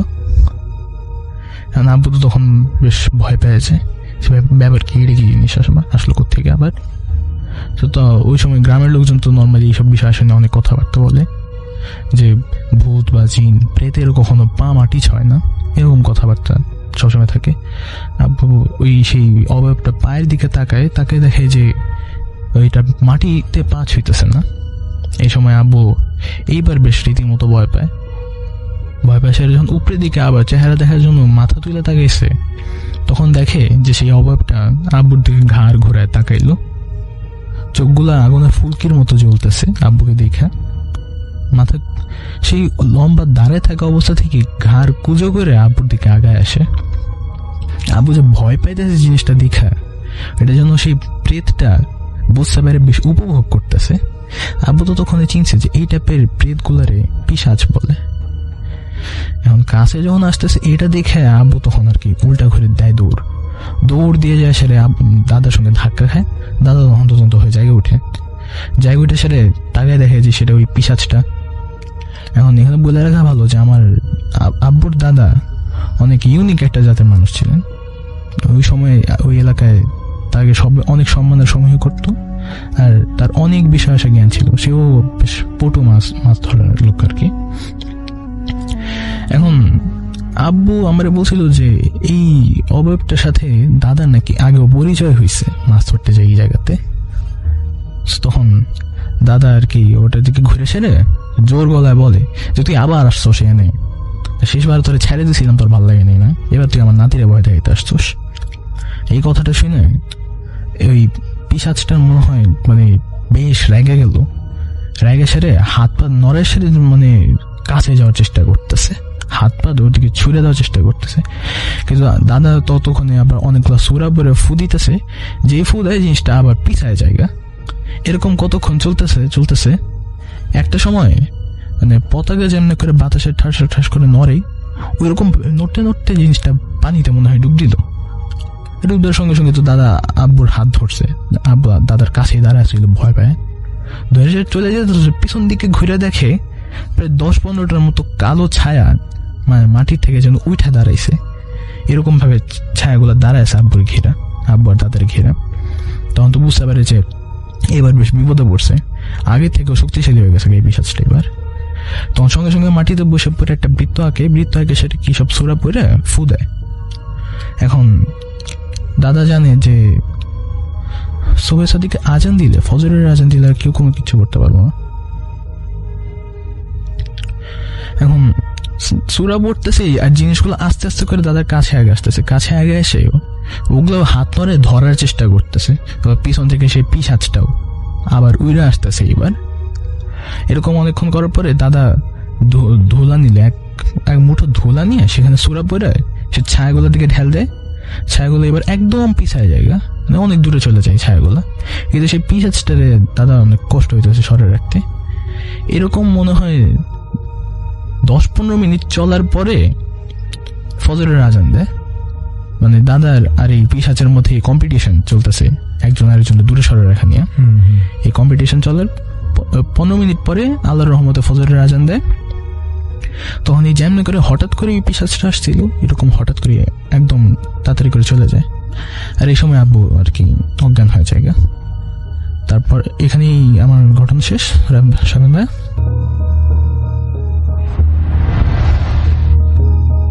আমার চারপাশের হলুদ সর্ষে ক্ষেতটা তখন ঘন কালচে এক কুয়াশার একদম ঢেকে গিয়েছিল। আমি চিৎকার করে আমার সঙ্গীদেরকে ডাকছিলাম, কিন্তু আমার নিজের গলার আওয়াজই বাতাসে বাধা পেয়ে ঠিক আমার কানে এসেই প্রতিধ্বনি হচ্ছিল। ঠিক তখনই আমার পেছনের কুয়াশাটা দলা পাকিয়ে একটা মানুষের মতো আকার ধারণ করলো। আমি ভয়ে এক কদম পিছিয়ে গেলাম, আর তখনই দেখলাম সে ধোঁয়াটে অবয়বের ভেতর থেকে দুটো কুচকুচে কালো হাত বের হয়ে এলো, যার নখগুলো তপ্ত লোহা দিয়ে তৈরি। সে আমার কাঁধ দুটো খপ করে চেপে ধরল, আর তার কোনো মুখ না থাকা সত্ত্বেও বাতাসের শো শো শব্দের ভেতর থেকে একটা বিকৃত গলায় কেউ ফিসফিসিয়ে বলল, তুই ভুল রাস্তায় চলে আসছিস রে। এই কুয়াশা থেকে আজ পর্যন্ত কোনো জ্যান্ত মানুষ ফিরতে পারেনি। আমি এমনটা শোনার পরে দৌড় দিতে চাইলাম, কিন্তু আমার পায়ের নিচের মাটিটা তখন জ্যান্ত চোরাবাঁধির মতো আমাকে নিচের দিকে টানছিল। এই ঘটনা ঘটেছিল 2022 সালের জানুয়ারি মাসে সিরাজগঞ্জ জেলার চৌহালি থানার অন্তর্গত যমুনা নদীর ভেতরের একটা দুর্গম চরাঞ্চলে। আমার নাম মোহাম্মদ তানজিল। আমি সে সময় একটা বেসরকারি উন্নয়ন সংস্থায় ফিল্ড অফিসার হিসেবে কর্মরত ছিলাম। চরের প্রান্তিক চাষিদের শীতকালীন ফসলের ঋণ বিতরণ ও তদারকির জন্য আমাকে প্রায় ওপারে যেতে হতো। সেদিন চরের দুটো পাড়ায় মিটিং শেষ করতে করতে আমাদের বেশ রাত হয়ে যায়। যখন আমরা 4 জন, আমি, আমাদের ড্রাইভার শফিক আর স্থানীয় 2 খামারি মতিন ভাই ও করিম চাচা ফিরে আসার জন্য রওনা হলাম, তখন ঘড়িতে রাত ঠিক 11:20 শীতের রাত, তার উপর যমুনার চরের আবহাওয়া তখন প্রচণ্ড ঠান্ডা এবং কুয়াশাচ্ছন্ন। আমাদের চরের মেঠো পথ ধরে হেঁটে হেঁটে এসে একটা ট্রলার ধরতে হবে, কিন্তু আমরা যখন সর্ষে ক্ষেতের মাঝখানে রাস্তাটা দিয়ে হাঁটছিলাম, হঠাৎ করে করিম চাচা থমকে দাঁড়ালেন। তিনি 4-5টা শুকে বললেন, কেমন যেন একটা পোড়া গন্ধ আসছে না, শ্মশানের চিতার করার মতো পোড়া গন্ধ। তখন আমরাও খেয়াল করলাম যে হুট করেই বাতাসও ভারী হয়ে গেছে, আর চারপাশের সাদা কুয়াশাটা কেমন যেন অদ্ভুতভাবে রং বদলে কালচে হলুদ বর্ণ ধারণ করেছে। কিছু বুঝে ওঠার আগেই মাত্র কয়েক সেকেন্ডের মধ্যে সেই কুয়াশা এত ঘন হয়ে গেল যে আমাদের হাতের শক্তিশালী 3 ব্যাটারি টর্চ লাইটের আলো সেই দেয়াল ভেদ করতে পারছিল না। মতিন ভাই বলেন, সবাই সবার হাত শক্ত করে ধরো, জলের কুয়াশা খুব খারাপ জিনিস, পথ হারালে সোজা নদীতে গিয়ে পড়বা। আমরা একজন অপরজনের হাত ধরেছেন এগোচ্ছিলাম, কিন্তু মাত্র 4-5 কদম যাওয়ার পরেই আমাদের মনে হলো আমাদের হাতটা যে ধরে আছে তার হাতটা মানুষের মতো গরম নয়, বরং বরফের চেয়েও ঠান্ডা এবং চামড়াটা খসখসে। আমি চমকে উঠে টর্চের আলোটা পাশে ঘোরালাম। তখনই আমার কলিজা শুকিয়ে গেল যখন দেখলাম আমার পাশে মতিন ভাই ও করিম চাচা কেউ নেই। কুয়াশার ভেতরে একটা অদ্ভুত দীর্ঘ কালো হাত আমার কবজিটা শক্ত করে ধরে রেখেছে। সে হাতের আঙ্গুলগুলো অস্বাভাবিক লম্বা আর নখগুলো কুচকুচে কালো। আমি ভয়ে এক ঝটকায় হাতটা ছাড়িয়ে নিয়ে চিৎকার দিলাম, শফিক ভাই, মতিন ভাই, আপনারা কোথায়? কিন্তু কোনো উত্তর নেই। চারপাশে একদম থমথমে, অথচ সেই কালচে কুয়াশাটা যেন জ্যান্ত কোনো প্রাণীর মতো আমার চারপাশে ঘুরপাক খাচ্ছে। আমি যেদিকে যাওয়ার চেষ্টা করেছিলাম কুয়াশাটা ঠিক সেদিকে আরও যেন ঘন হয়ে আমার পথ আটকে দিচ্ছিল। হঠাৎ করেই আমার ঠিক পিছনের কুয়াশাটা দলা পাকিয়ে একটা মানুষের মতো দীর্ঘ অবয়ব তৈরি করলো। ওটার কোনো চোখ, মুখ বা নাক ছিল না। পুরো শরীরটা যেন একটা ঘূর্ণীয়মান কালচে ধোঁয়া দিয়ে তৈরি। আমি এক কদম পিছিয়ে যেতেই ওটার ভেতর থেকে দুটো কঙ্কাল সার হাত বের হয়ে সরাসরি আমার 2 কাঁধ চেপে ধরল। সেই স্পর্শটা এতটা ঠান্ডা ছিল যে আমার মনে হলো আমার কাঁধের মাংস ওখানেই জমে যাচ্ছে। ঠিক তখনই বাতাসের শো শো শব্দের ভেতর থেকে সেই বিকৃত মুখহীন অবয়বটা ফিসফিসিয়ে বলল, তুই ভুল রাস্তায় চলে আসছিস রে। এই কুয়াশা থেকে আজ পর্যন্ত কোনো জ্যান্ত মানুষ ফিরতে পারেনি। একই সাথে আমার পায়ের নিচে নরম বালুমাটিটা হঠাৎ জ্যান্ত চোরাবাদের মতো আচরণ শুরু করলো।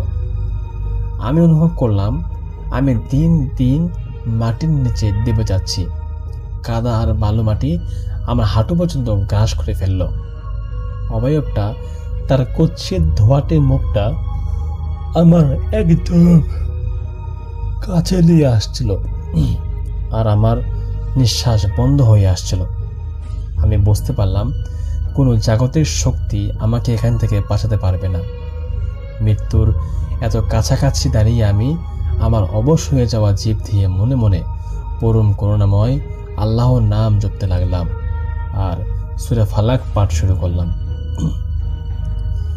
আমি যেই না পবিত্র কালাম পড়া শুরু করলাম, অমনি আমার কাঁধের ওপর থাকা সেই হাতের বাঁধনটা কেমন যেন আলগা হয়ে গেল। সেই মুখহীন পিশাচটা এক তীব্র বাতাস কাটার মতো শা শা শব্দ করে পিছু টান দিল। চারপাশে সেই কালচে কুয়াশা যেন এক অদৃশ্য আগুনে পুড়ে ভেসতে শুরু করলো। কয়েক সেকেন্ডের মধ্যেই আমার পায়ের নিচের মাটি আবার শক্ত হয়ে গেল। আমি এক ঝটকায় চোখ মেলে দেখলাম আমি সর্ষে ক্ষেতের মাঝখানে দাঁড়িয়ে আছি, আর আমার থেকে মাত্র 10 ফিট দূরে শফিক আর মতিন ভাই হন্যে হয়ে আমাকে খুঁজছেন। মতিন ভাই আমাকে দেখে দৌড়ে এসে জড়িয়ে ধরে বললেন, আল্লাহর শুকর তুই এখানে। আমরা তো তোকে মাত্র 2 সেকেন্ডের জন্য চোখের আড়ালে দেখছিলাম, আর তুই এই সর্ষে ক্ষেতের ভেতর ঢুকে এক জায়গায় দাঁড়িয়ে চোখ বন্ধ করে কাঁপছিলি। আমি অবাক হয়ে বললাম, 2 সেকেন্ডে? আমি তো প্রায় আধা ঘন্টা ধরে এই কুয়াশার ভেতরে বন্দি ছিলাম। তখন করিম চাচা গম্ভীর গলায় বললেন, ওটা আসলে যমুনার চরের চোরা কুয়াশা। জিনের দল এই কুয়াশার মায়া তৈরি করে একা মানুষকে সম্মোহন করে নদীর গভীরে পানিতে নিয়ে ডুবিয়ে মারে। ভাগ্যিস তোর ইমান শক্ত ছিল, তাই রক্ষা পাইছিস।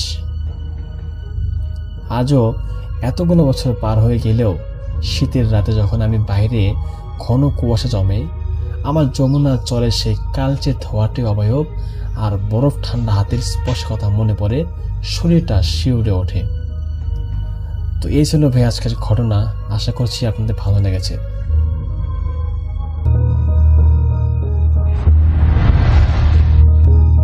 আর এই ঘটনাটি আমাদের কাছে শেয়ার করেছেন কক্সবাজারের চকরিয়ার বাসিন্দা আবু নাসির। তিনি বর্তমানে সৌদি আরবের আল বাহাতে বসবাস করছেন এবং তিনি তার নিজের জীবনের একটি এক্সপেরিয়েন্স আমাদের কাছে শেয়ার করেছেন। তিনি আমাকে অনুরোধ করেছেন আমি যেন আমার মতো করে ঘটনাটা আপনাদের কাছে প্রেজেন্ট করি। তো আমি চলে যাচ্ছি আবু নাসিরের শেয়ার করা ঘটনায়। আবু নাসির সাহেব সৌদি আরবে গিয়েছিলেন প্রায় বছর 4 আগে। তার এক কাজিন তাকে নিয়ে গিয়েছিল। তিনি অনেক রিকোয়েস্ট করেছিলেন কাজিনকে দেশে আসার পর। তিনি কৃষি কাজ করতেন, তাদের পরিবার ছিল কৃষি নির্ভর পরিবার। তো তার মনে হয়েছিল যে আরেকটু বেশি যদি ইনকাম করতে পারতেন ভালো হতো। তো তার কাজিনকে অনেক রিকোয়েস্ট করার পর তার কাজিন বলে আচ্ছা আমি চেষ্টা করব। তো কাজিন ওখানে গিয়ে চেষ্টা করেন এবং নিজেদের কোম্পানিতে একটা ভিসা ম্যানেজ করে নিয়ে আসেন তার জন্য। তো তিনি যাওয়ার পর তার কাজ হয় হচ্ছে একটা পেট্রোল পাম্পে, মানে একটা গ্যাস স্টেশনে। এই গ্যাস স্টেশনটা হাইওয়ের উপরে পড়ছে, বেশ একটু মানে রিমোট জায়গায়, যেখানে মানুষজন খুব কম চলাচল করে, হাইওয়ের গাড়ি এগুলোই থামে ওইখানে। তো ওইখানে যাওয়ার পরে আবু নাসির সাহেব দেখলেন যে ওইখানে আরো 3 জন বাঙালি ভাই কাজ করেন, কিন্তু তারা তার সাথে কেন জানি একটু অন্যরকম ব্যবহার করা শুরু করলেন। মানে উনি নতুন বলেই হয়তো ওনাকে দিয়ে বেশি পরিশ্রম করানো শুরু করলো, আর কেমন জানি একটু ব্যবহার আচারটা একটু অন্যরকম। তো এইটা দেখে ওনার মনে উনি হার্ট হতে লাগলেন, ওনার ভাল লাগতো না।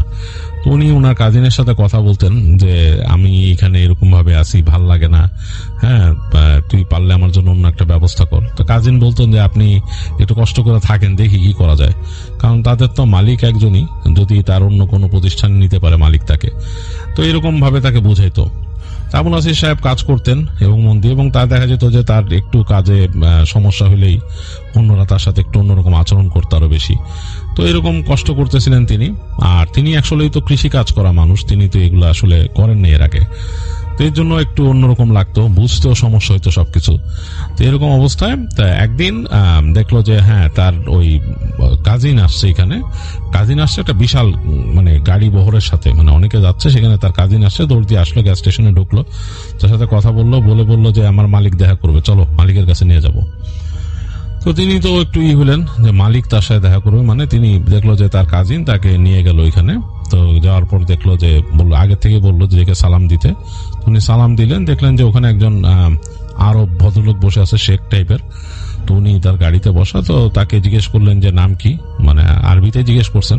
তো এটা উনি ইশারা দিয়ে এতটুকু শিখে ফেলছিলেন, তিনি বললেন এই নাম। ওনাকে দেখে মালিক মনে হয় সন্তুষ্ট হলেন, যিনি কফিল ছিলেন তিনি সন্তুষ্ট হলেন। তো এর মাঝেই ওনার কাজিন যে ছিল, আবু নাসির সাহেবের কাজিন, তিনি অনেক কিছু আরবিতে বুঝায় বললেন সে কফিলকে। তো কফিল বুঝে তাকে হাত দিয়ে বললো যে ঠিক আছে ঠিক আছে, এরকম কিছু বুঝায় বললো। তিনি তখন বুঝেন নাই, পরে বুঝছেন যে ঠিক আছে তাকে নিয়ে যেতে বলছে। তো বলে কফিলের গাড়ি চলে গেল। তারপর দেখলো আরো 2-3টা গাড়ি কফিলের গাড়িকে ফলো করে গেছে। তো তিনি তাকে আছেন, তার কাজিন বলতেছে হয়েছে তো, আপনারা এখন নিয়ে যাবো এখান থেকে। কোথায়? বলে আমাদের এই ফার্ম আছে সামনে, ওখানে চলে যাবো আমরা। তো তিনি খুব অবাক হলেন, বলে যে আপনার সবকিছু গুছান, আমি কথা বলতেছি আপনার এখানে এসে দোকানে কথা বলি। তো বলে তার কাজিন ভিতরে গেছে, যে ওখানকার যে বাঙালিরা কাজ করতো তাদের সাথে কথাবার্তা বলে, তো ওনাকে সুন্দর করে প্যাকেট ট্যাকেট করে ওই যে তাদের আরেকটা গাড়ি ছিল গাড়িতে করে নিয়ে গেল। তো ওই রাস্তা বেশ অন্যরকম, যেখানে যাচ্ছেন সেই জায়গায় দেখতেছেন যে দুই পাশে খোলা প্রান্তর এবং দূরে দূরে পাহাড়, এবং এই যে পুরো প্রান্তরটার মধ্যে দেখা যাচ্ছে নুড়ি পাথর আর বালির মতো, আবার এর মাঝে বেশ কিছু সবুজ সবুজ ঝোপ। তো যাই হোক, এর মাঝ দিয়ে চলছে তাদের গাড়ি, এবং চলতে চলতে এক সময় দেখলো এই সবুজের পরিমাণটা বাড়া শুরু করলো, বেশ অনেক জায়গায় সবুজ। এবং তাদের গাড়ি চলতে চলতে এমন একটা জায়গায় চলে আসলো অনেকক্ষণ পর, কয়েক ঘন্টা চলার পর। সেখানে যে দেখলো যে সে প্রথম দূর থেকে দেখতে পেলেন আবু নাসির সাহেব যেখানে ক্ষেত, বিশাল ক্ষেত, গমের ক্ষেত, বিশাল বড় গমের ক্ষেত। তো দেখার পর তো তার কাছে অবাক লাগলো যে এখানে এরকম সুন্দর গমের ক্ষেত। বলতেছে যে ওই কাজিনকে বলতেছে যে এরকম সুন্দর গমের ক্ষেত, বলতেছে যে হ্যাঁ, তুই আমার আগে আনোস না এখানে জায়গায়। কারণ আপনারা তো আগে এখানে আমি কেমনে কাজে দিব, আগে তো আপনাকে ওই জায়গার জন্য আনছি। এখন আপনারা দেখি এখানে যদি কাজ করে ভালো কিছু করতে পারেন তাহলে হয়তো কফিল আপনারা রাখবে এখানে। তো আবু নাসির সাহেব খুশি হয়ে গেলেন, কারণ তিনি কৃষিকাজ ভালো জানেন। যাই হোক, সেই গাড়িতে করে চলতে চলতে এক সময় তাকে নিয়ে আসলো একটা ফার্মে। ফার্ম বলতে তাদের গাড়ি কিন্তু রাস্তা থেকে হঠাৎ করে বায়ে টার্ন নিয়ে নেমে গেছে, এবং এই জায়গাটাও কিন্তু একটা প্রান্তরের মধ্যে দিয়ে যাচ্ছেন। তো যেতে যেতে দেখতেছে ঝোপ এদিক ওদিক, তারপরে হঠাৎ করে শুরু হলো ফার্ম, মানে বোঝা গেল যে এখানে বেড়া শুরু হয়েছে এবং ফেন্স করা। সেই ফেন্সের মধ্যে এক জায়গায় দেখলো অনেকগুলো বকরি এখানে, এবং সে দেখলো দু একজন মানুষ সেই বকরির ওখানে আছে, এবং তারা মুখের মধ্যে কাপড় পেঁচা রাখছে ইসের জন্য, মানে ধুলা টুলার জন্য, আর গরম তো এখানে এই জন্য। তো এরকম কাপড় পেঁচা রাখছিল, তারা আছে বকরির ওইখানে। এবং তারপর সামনে গিয়ে দেখলেন যে বেশ খানিকটা দূরে বেশ বড় ফেন্স দেওয়া, ওইখানে ফেন্সের ভেতরে অসংখ্য উট এবং বড় বড় উট, বাচ্চা উট এরকম এগুলা ভিতরে চড়তেছে। তো বুঝলে যে এটা একটা উটের খামার। আরো সামনে চলে গেল, গাড়ি ওখানে থামলো না, চলতে চলতে চলতে দূরে যেয়ে দেখলো যে ওই এই উটের খামার ছাড়া আরো অনেক দূরে যাওয়ার পরে ওখানে বিশাল গম ক্ষেত। তো গম খেতে স্প্রিংকলার দিয়ে পানি চলতেছে, মানে এগুলো যে মাটির তল থেকে উঠায় পানিগুলো ছিটানো হয়। এগুলো খুব অ্যাডভান্স কৃষি কাজ, কারণ এখানে মানে উচ্চভূমি, মাটি উর্বর, কিন্তু পানির আবার আছে, লবণাক্ততা আছে, সমস্যা আছে, এর জন্য মানে খুব করে হিসাব করে করা হয়। তো যাই হোক, উনি দেখলেন যেরকম পানি ছিটা দিচ্ছে, চাষ চলতেছে, এবং কিছু মানুষ এগুলা দেখতেছে, মনিটর করতেছে। তো আরো সামনে এগিয়ে যাওয়ার পর তাদের দেখলো যে ওখানে কয়েকটা মানে এরকম ট্রেলার ট্রাক আর কি, যেখানে মানুষ থাকে আর কি, ওগুলা ট্রেলার হোম। ওই ট্রেলার হোম গুলা রাখা একটা, দুইটা, তিনটা, মানে পরপর তিনটা রাখা আছে, বেশ গ্যাপ দিয়ে দেয় রাখা। তো ওইগুলার একটার কাছে নিয়ে গেল, গিয়ে গাড়ি থামাই দিল তার, ওই যে তাদের যে গাড়িতে আসছে। তো তার কাজিন তাকে নিয়ে নেমে গেল গাড়ি থেকে, গাড়িটা সামনে চলে গেল আরো। তো তিনি বললেন যে এখানে আমি কোথায় আসছি, কি ব্যাপার, এখানে কই থাকবো কি?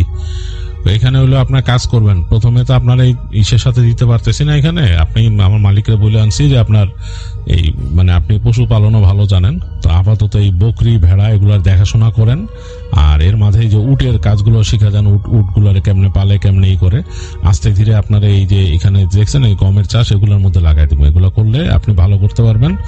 আর এগুলো আসলে একটু অন্যরকম, এই গমের চাষটা আমাদের দেশের মতো না, হ্যাঁ, এটা একটু অন্যরকম ভাবে করে।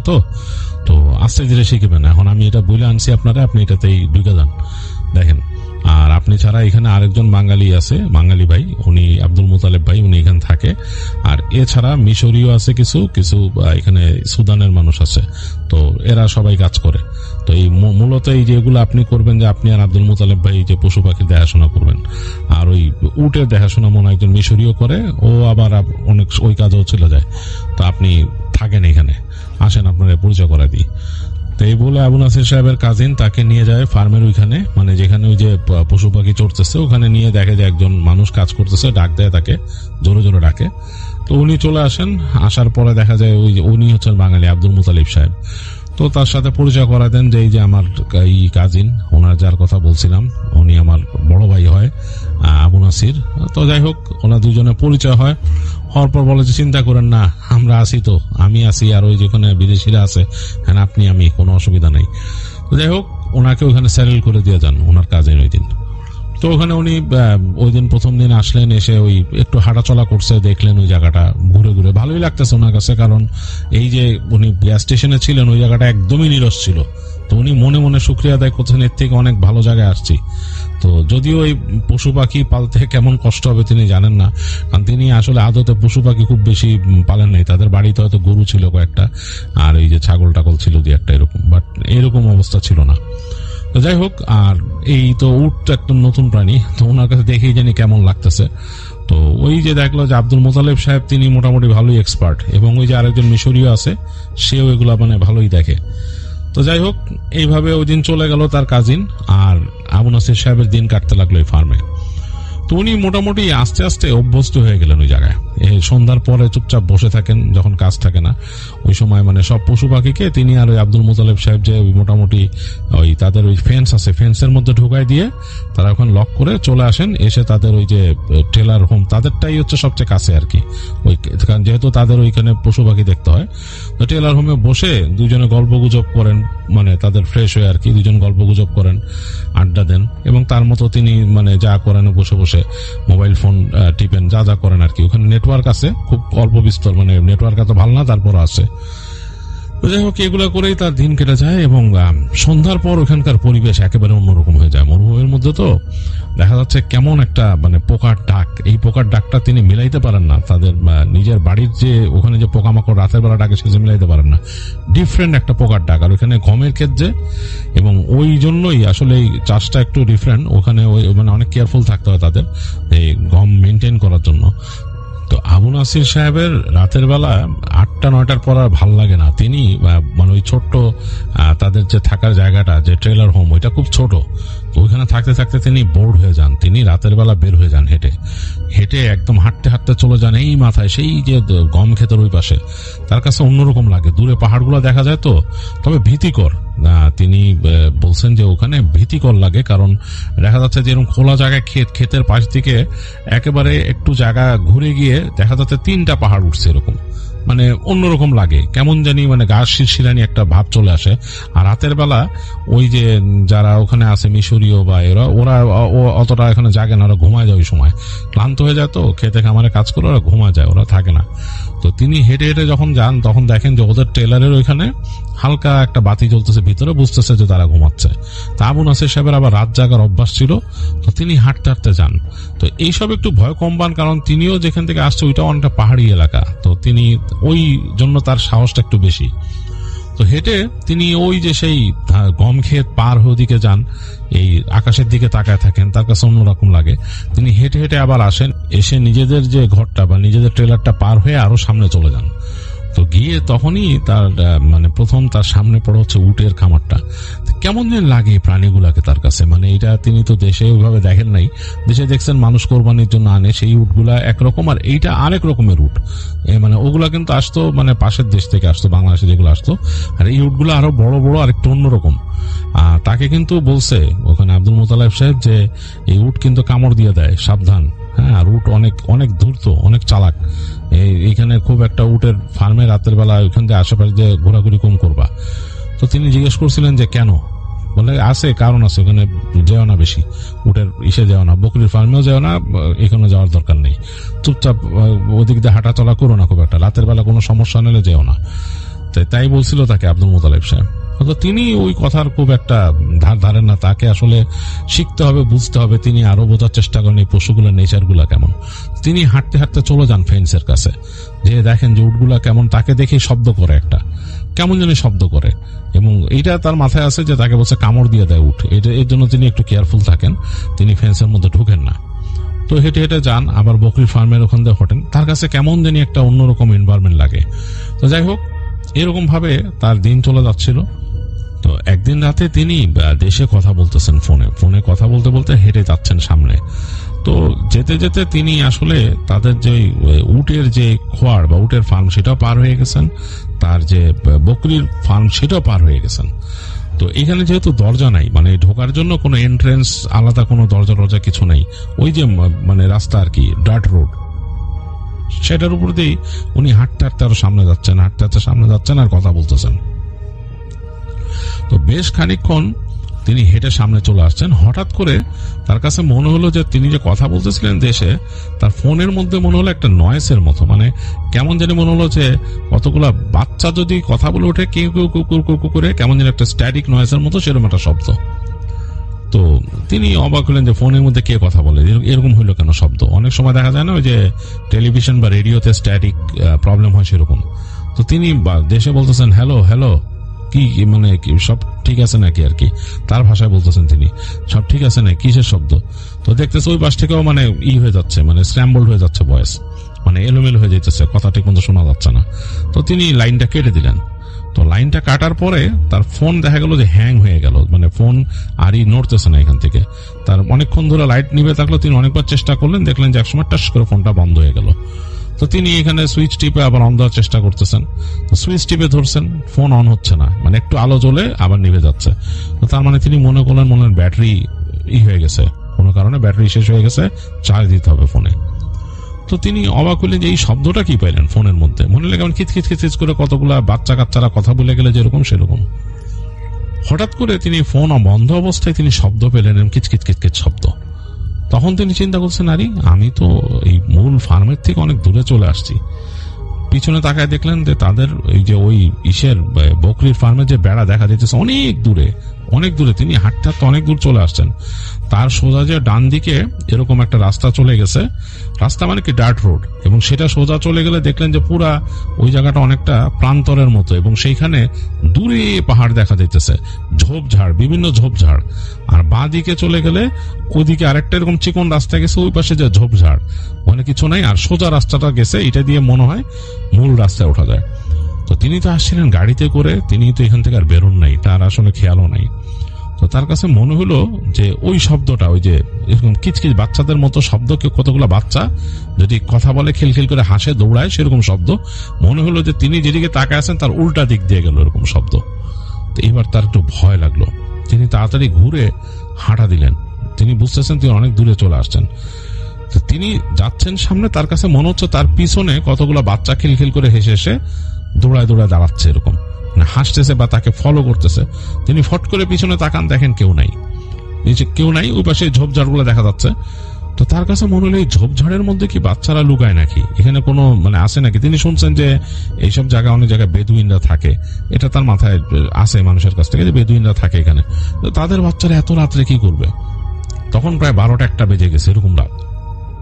তো তিনি তাড়াতাড়ি হাঁটা শুরু করেন, একটু ভয় লাগছে তার কাছে, কারণ তিনি মরুভূমির অনেক ঘটনাও শুনছেন, ওইখানে মানে উল্টাপাল্টা জিনিস আছে।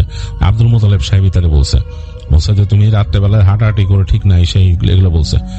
তো তিনি হাঁটতে হাঁটতে তাড়াতাড়ি মানে এই শব্দটা শুনতেছেন তিনি, কিন্তু পিছনে তার মানে কন্টিনিউয়াসলি মনে হচ্ছে একটু পরপর খিলখিল করে বাচ্চারা হাসতেছে আর দৌড়াইতেছে তার পিছনে। তো তিনি তাড়াতাড়ি হেঁটে হেঁটে চলে আসলেন, এবং তিনি যখন ওই যে উটের যে খোয়ারটা পার হইতেছেন, তখন মনে হলো বাচ্চাগুলা খিলখিল খিলখিল করে হেসে মানে কি মানে একটা শব্দ করে দৌড় দিল তার পিছন থেকে।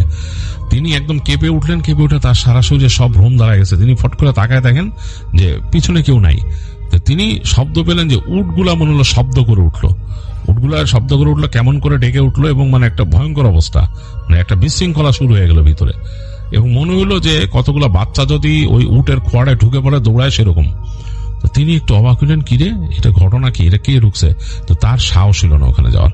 তিনি তাড়াতাড়ি হেঁটে গেলেন, হেঁটে যে তার ঘর চলে গেলেন, তার যে ট্রেলার হোম তাদের যে ওখানে চলে গেলেন, গিয়ে তিনি তাড়াতাড়ি দরজাটা মোচড়ায়, উনি তালা মারেন নাই, খুলে ভিতরে ঢুকলেন। ভিতরে ঢুকে তাড়াতাড়ি যে মানে ওনার ভয় লেগে গেছে, ওনার কাঁপুনি লেগে গেছে এরকম। আর বাইরে ওই দিন দেখতে বেশ ঠান্ডা ঠান্ডা লাগতেছে, রাতের বেলা ওটা ঠান্ডা হয়ে যায়। তো তিনি তাড়াতাড়ি যে তার বিছনায় শুয়ে পড়লেন। তো বিছনায় শুয়েও বেশ ঠান্ডা লাগতেছিল, তিনি তাড়াতাড়ি চাদর টেনে নিলেন। তো তারপর তিনি চুপচাপ শুয়ে আছেন, ঘুম আসতেছে না। তো তাকায় আছেন তিনি তার বিছানাটা যেখানে, তার সোজাসুজি পায়ের কাছেই হাতের ডানে একটা জানালা আছে, ওই জানালার উপর ব্লাইন্ড দেয়াতে কি হচ্ছে যে বাইরের যে আলোটা মানে আকাশের যে আলোটা সেটা হালকা করে এসে নিচে একটা টেবিল আছে, টেবিলের উপর পড়তেছে। তার কাছে কেমন জানি লাগতেছে, মানে ঘুম আসতেছে না, ওদিকে তাকাই আছেন তিনি। একটু পর তিনি শুনলেন মানে তাদের যে এই ট্রেলার হোমটা, এটার পাশ দিয়ে মনে হচ্ছে কতগুলো বাচ্চা দৌড়াচ্ছে, এবং বাচ্চাদের যে শব্দ সেটা পাচ্ছেন তিনি। এক সময় তিনি খেয়াল করলেন যে তার যে জানলাটা, ওই যে টেবিলের ওখানে, ওই জানলার সামনে মনে হলো কারো একটা ছায়া, মানে কোন একটা ছায়া পড়ছে, এবং ছায়াটা মানুষের মতো, মানে মানুষ যদি তাকায় কোনো জানলা দিয়ে যেরকম লাগবে সেরকম। তিনি বেশ ভয় পেলেন, তিনি চিন্তা করলেন কে এখান দিয়ে এরকম উকি দিবে, এই জায়গায় তো আসলে চোর টোর আসার কথা না, আর এরকম এসে মানে তাদের ট্রেলারে উকি দিবে এরকম তো হওয়ার কথা না। তো এই বাচ্চারা কারা, এই বাচ্চার মতো যে শব্দ করতেছে, কথা বলতেছে, এরকম আর কারা? তিনি যে এখানে আসেন একদিন ধরে, তিনি কিন্তু দেখছেন যে পাশের যে ট্রেলারে থাকে যারা ওই যে মিশরীয় আর ওই সুদানের মানুষ যারা আছে, তারা কিন্তু এই টাইপের না, মানে এরকম কিউরিয়াস না, কারো বাসা উকি টুকি দিবে এরকম না, এবং নিজেদের ওখানে দিনের বেলা কথা হয় দেখলে টুকিটাকি যা পারেন ওইভাবে। তো এরা তো না, এইভাবে করে কেউ কি দিতেছে জানলার ওখানে। তো তিনি ভয় একদম হয়ে গেলেন। এরপর তিনি শুনলেন যে বাইরে মনে হলো হুল্লোড় শুরু করলো, মানে বাচ্চাদের মতো হুল্লোড়, মানে বাচ্চারা যেরকম আনন্দ উল্লাস করে সেরকম। তো প্রচন্ড ভয় পেয়েছেন আসলে। এই সময় তিনি শুনলেন ওই পাশ থেকে তার একই রুমেই তো ওই পাশে ঘুমায় আব্দুল মোতালেব সাহেব। তিনি ভারী গলায় বলতেছে, আবু নাসির। তা আবু নাসির একটু চমকায় উঠলেন, চমকা উঠে বললেন, জি জি ভাই। বলে, আপনি আজকে কোথায় গেছিলেন? হাইটা। তো বলছে, আমি গেছিলাম তো ওই দিক দিয়ে হাইটা ভাই, আমি আসলে রাস্তা মানে ভুলেই গেছিলাম, ফার্মের বাইরে চলে গেছিলাম হাইটা। ফার্মের বাইরে গেছিলেন, ভেজাল তো নিয়ে আসছেন সাথে। মানে শুনতেছেন না, ভেজাল নিয়ে আসছেন যে আপনারা মানা করলাম কতদিন রাত্রেবেলা বেশি হাঁটাহাঁটি করেন না, বাইরে যান না, দেখেন আমি যাই। এটা বলতেছে, তখনই ধুম করে শব্দ হলো তাদের দরজার মধ্যে। তাদের যে ফ্রন্টের দরজাটা ধুম করে উঠলো, দরজাটা কিন্তু স্টিলের। এটার মধ্যে মনে হলো গায়ের জোরে কেউ মারছে, ধুম করে, মানে লাফ দিয়ে উঠছে আবু নাসির সাহেব। আর আব্দুল মোতালেব সাহেব বলতেছেন, চুপ করে থাকেন, দোয়া পড়েন, দোয়া পড়েন, জোরে জোরে দোয়া পড়েন, আয়াতুল কুরসি পড়েন। তো যাই হোক, দোয়া পড়া শুরু করলো। আবু নাসির সাহেবও দোয়া পড়তেছে আর জোরে জোরে দোয়া পড়তেছে। আব্দুল মোতালেব সাহেব জোরে জোরে দোয়া পড়তেছে। এই যে যখন দোয়া পড়তেছে জোরে জোরে আব্দুল মোতালেব সাহেব, মনে হলো বাইরে কেমন যেন একটা কণ্ঠ, মানে খুব মানে পেঁচানো নাকি টাইপের। এই কণ্ঠটা স্বাভাবিক না, মনে হলো আরবিতে গালাগালি করতে করতে চলে গেল সামনে দিয়ে, অ্যাজ ইফ কারো বাসায় যদি কেউ আসে না, ওই যে অনেককে মানুষকে বিরক্ত করে, লাস্টে না পেলে দরজার মধ্যে লাথি গুতা মেরে গালি দিয়ে চলে যায়, ওরকম ভাবে কারাদিন চলে গেল এখান থেকে। তো অনেকক্ষণ তারপরও দোয়া পড়তেছিল আব্দুল মোতালেব সাহেব, এবং বললো যে, আবু নাসির সাহেব, রাত্রেবেলা এরকম ঘুরেন না, আপনারা মানা করছি, ঘুরেন না, আর ওই উটের খামারের কাছে যায়েন না, রাত্রেবেলা ভুলো না। বলে, কেন? ওইখানে শয়তান থাকে, মনে যায় না।